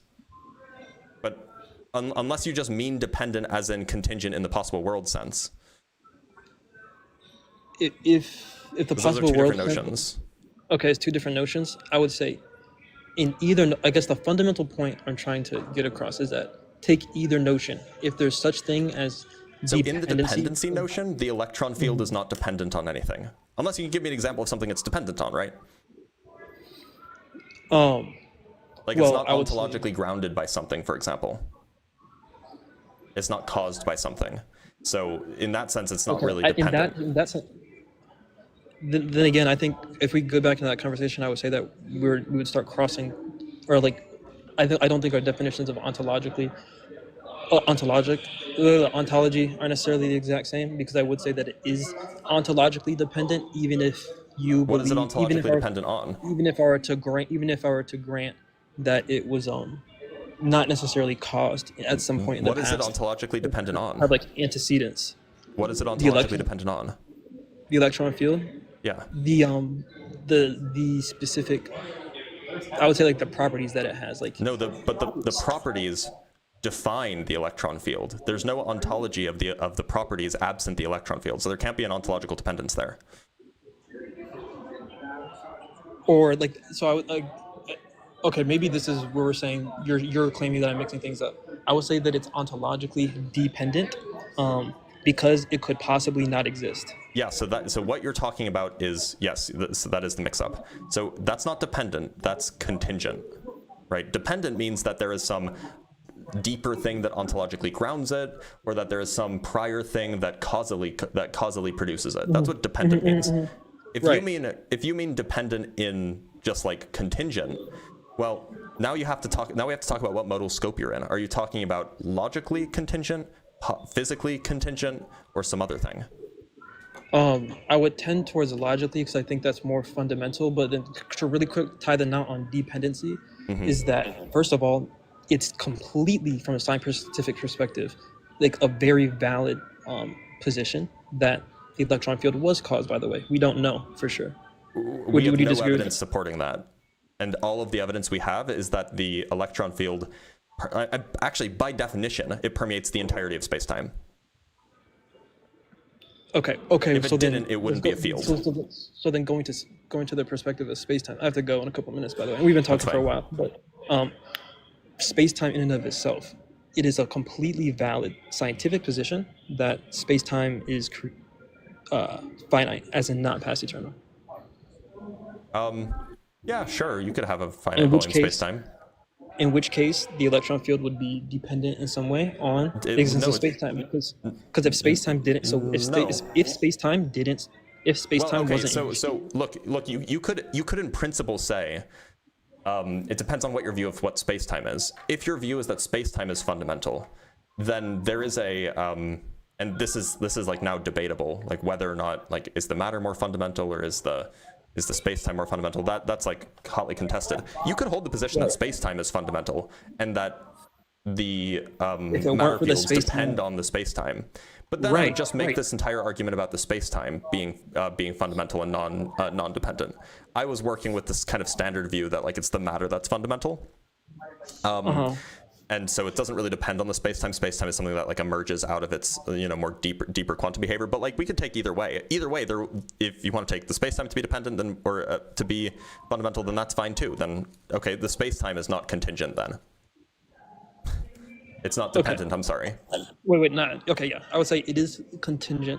So in that perspective then, are you saying the space-time, let's stick with dependency. Are you claiming that scientists have a consensus or some sort of proof that space-time is, like, past eternal or has always been?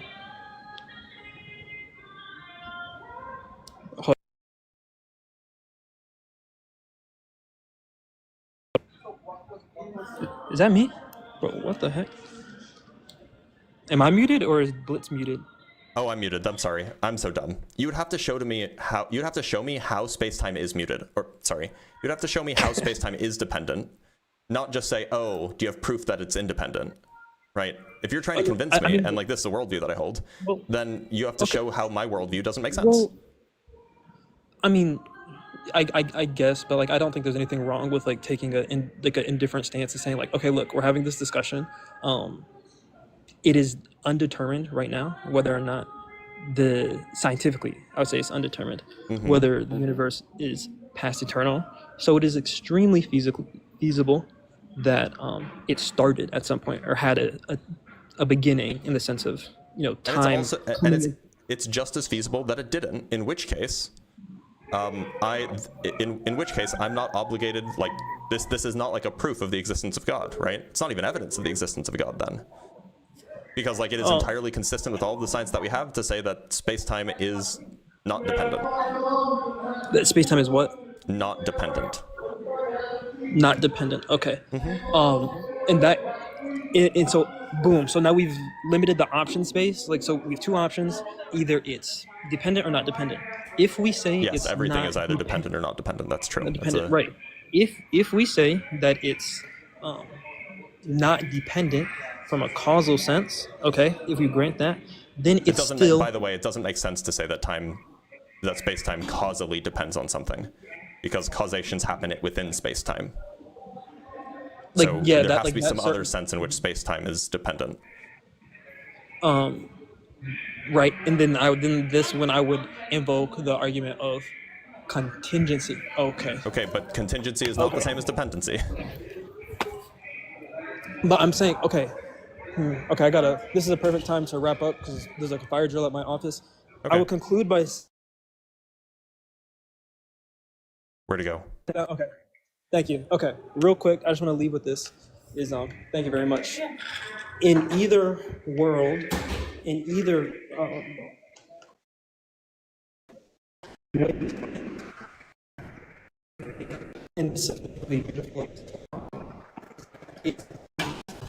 You were cutting out real bad. Allah's name is. I can't hear anything you're saying. There you go. You good?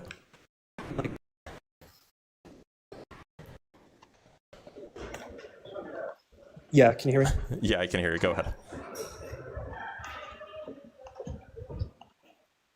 Okay, I'm saying, so like whichever way you slice it, and this is one of the really beautiful things about Islam and why I encourage you to read and reflect on the Quran, is because one of Allah's name is the Fatir, which means the one who brings into existence, like the originator, the initiator, right? So even if you like want to have the worldview that like the universe is past the independent or something like that, whatever it's called, not caused, it still needs something to start it, or like it still needs to be ontologically brought into being. It can't have. Why? Yeah. Because it can't.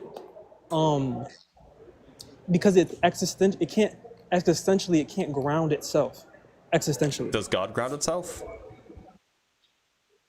Yes, and He is the only thing that does that. Okay, so it's possible for a thing to ground itself? Yes, God. Okay, so it's possible for a thing to ground itself. So I don't know why yes. I couldn't just say that, yeah, the universe or space-time or whatever it is like the fundamental grounder of things. The name of the fundamental grounder of things is God, and you can only have one. No, it could be space-time. fundamental It could be grounder. space-time, and space-time doesn't have a name, or it doesn't have a mind, right? It doesn't have any of the properties of God, except it could just be the fundamental thing. Well, first of all, it's not, because it lacks other necessary properties that the fundamental grounder would have. Oh well, that you haven't shown. Yeah, that would take another long time. But I think like the most profound thing is the fact that, I think before I had let off, I just want to leave with this, if you don't mind.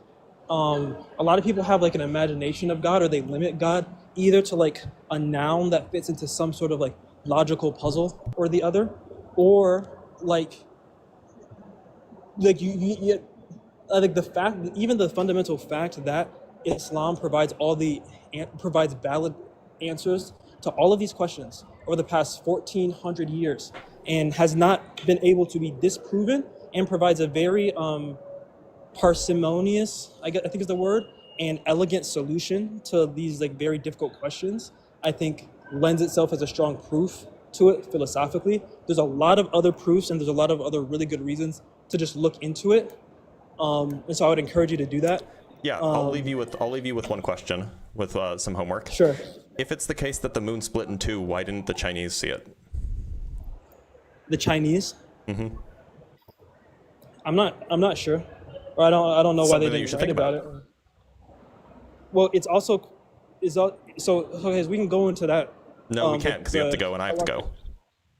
You were leaving me with Okay. something. I figured I'd leave you with something to think about. Okay, well, you don't. Well, to answer your question, you don't know that the Chinese didn't see it. So, Yeah, we do. They didn't write it. In They the didn't first write anything down. and it's not necessary that they did see it for that miracle to have still happened. Okay, this seems like special pleading then, because then it just seems like it didn't happen. What do you say?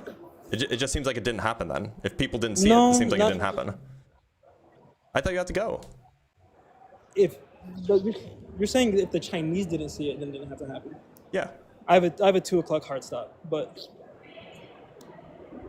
I have a Yeah, 2 I mean, o'clock like, hard stop. look. You're saying if this is a if thing the that Chinese- actually you're saying happened, then if other the people would have Chinese seen it didn't and written it down. Not necessarily. That's not necessarily true. The Chinese You know were how very many, good you know how many astronomers. events in? Okay, that's They fine. recorded basically all of the astronomical events, like, for the last few thousand years. Okay, that's a very hyperbolic statement. They did not Like record all of the notable ones, right? We- And the moon we splitting don't- in we two would don't be pretty record- notable. We don't record less than 1/10% of all the astronomical events. That I said doesn't make any notable, sense. but Anyway, this is bad. This is bad rage bait, bro. Subhanallah. okay. Have a good day. Why? Bad rage bait? I mean, like, no, it's actually like a legit argument. Like, look, we know like it says in the Quran that like where the moon was when it was split in two, it was in the east, which means that it would have been overhead by the Chinese. The Chinese were famously very, very good astronomers. They recorded in fact, they recorded the first known supernova, right? They recorded like when there were eclipses, like they recorded all of this stuff. And so if it would have been directly overhead for the Chinese, then one would expect them to have recorded it, but they didn't, which makes it unlikely that it happened at all. Now, I'm going to read some super chats. Unfortunately, I do have to go because I have a dentist appointment, which I'm not looking forward to, but I do have a dentist appointment. So let's read some super chats and then we will call it a day. So from Mindos, we have €2. I used to be an atheist is going on the bingo card. Oh yeah, it absolutely should. That if I had a bingo card, I would put that on there because it's super funny. From WizNilly, P with the $5. Thank you so much. You've done it. The dumbest guest, worse than light years, and the physics genius who isn't impressed with quarks. Where can you go from here? Look, he was trying. I wouldn't say that he was like a dumb guest. He was trying. Then we have £2 from Von Doodle. Defo YouTube Muslim apologist notes going around. Yeah, I'm familiar with these arguments. These are not new. We have a hat from Dima. Is it Dima Bonad? I don't know how to read your last name. I'm sorry. But thank you for the hat. We have $2 from Save My Soul. Dude yapped for 30 minutes to do special pleading. SMH. Yeah. Contingency arguments often become that, yeah. $5 from Chris P. Thank you, Chris. Assuming you can change something doesn't mean you can. So saying the electron field is dependent because you assume you can change it is wrong. Yeah, so there is an issue with, logically, can it be changed? Physically, can it be changed? And so on. So these are all distinct ways that you have to be careful and you have to think about. And then from Grimlock with the $10, because I can, don't forget to hydrate. Good point.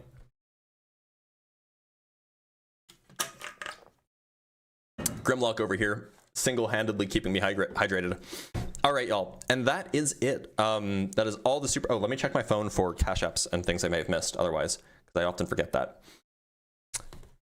I don't see anything via email, so I think that we're in the clear. Well, thank you guys so much for watching. I will be around tomorrow for some, maybe, flat earth debates. By the way, before I go, two things. One, if you're 18 plus, join the Discord server. There's links in the various places, in the description on YouTube, and the link tree in my bio on TikTok. Definitely join the Discord server if you're 18 plus. Secondly, I send out announcements and stuff there. Secondly, if you want access to my debate notes, which are here, these things, if you want access to these, which I update on the regular, I change. They have arguments and stuff about young Earth, MAGA, flat Earth, conspiracy stuff. If you want access to those, there are two ways to do it. One, become a Patreon on Patreon. Any level will do, $5 minimum, whatever.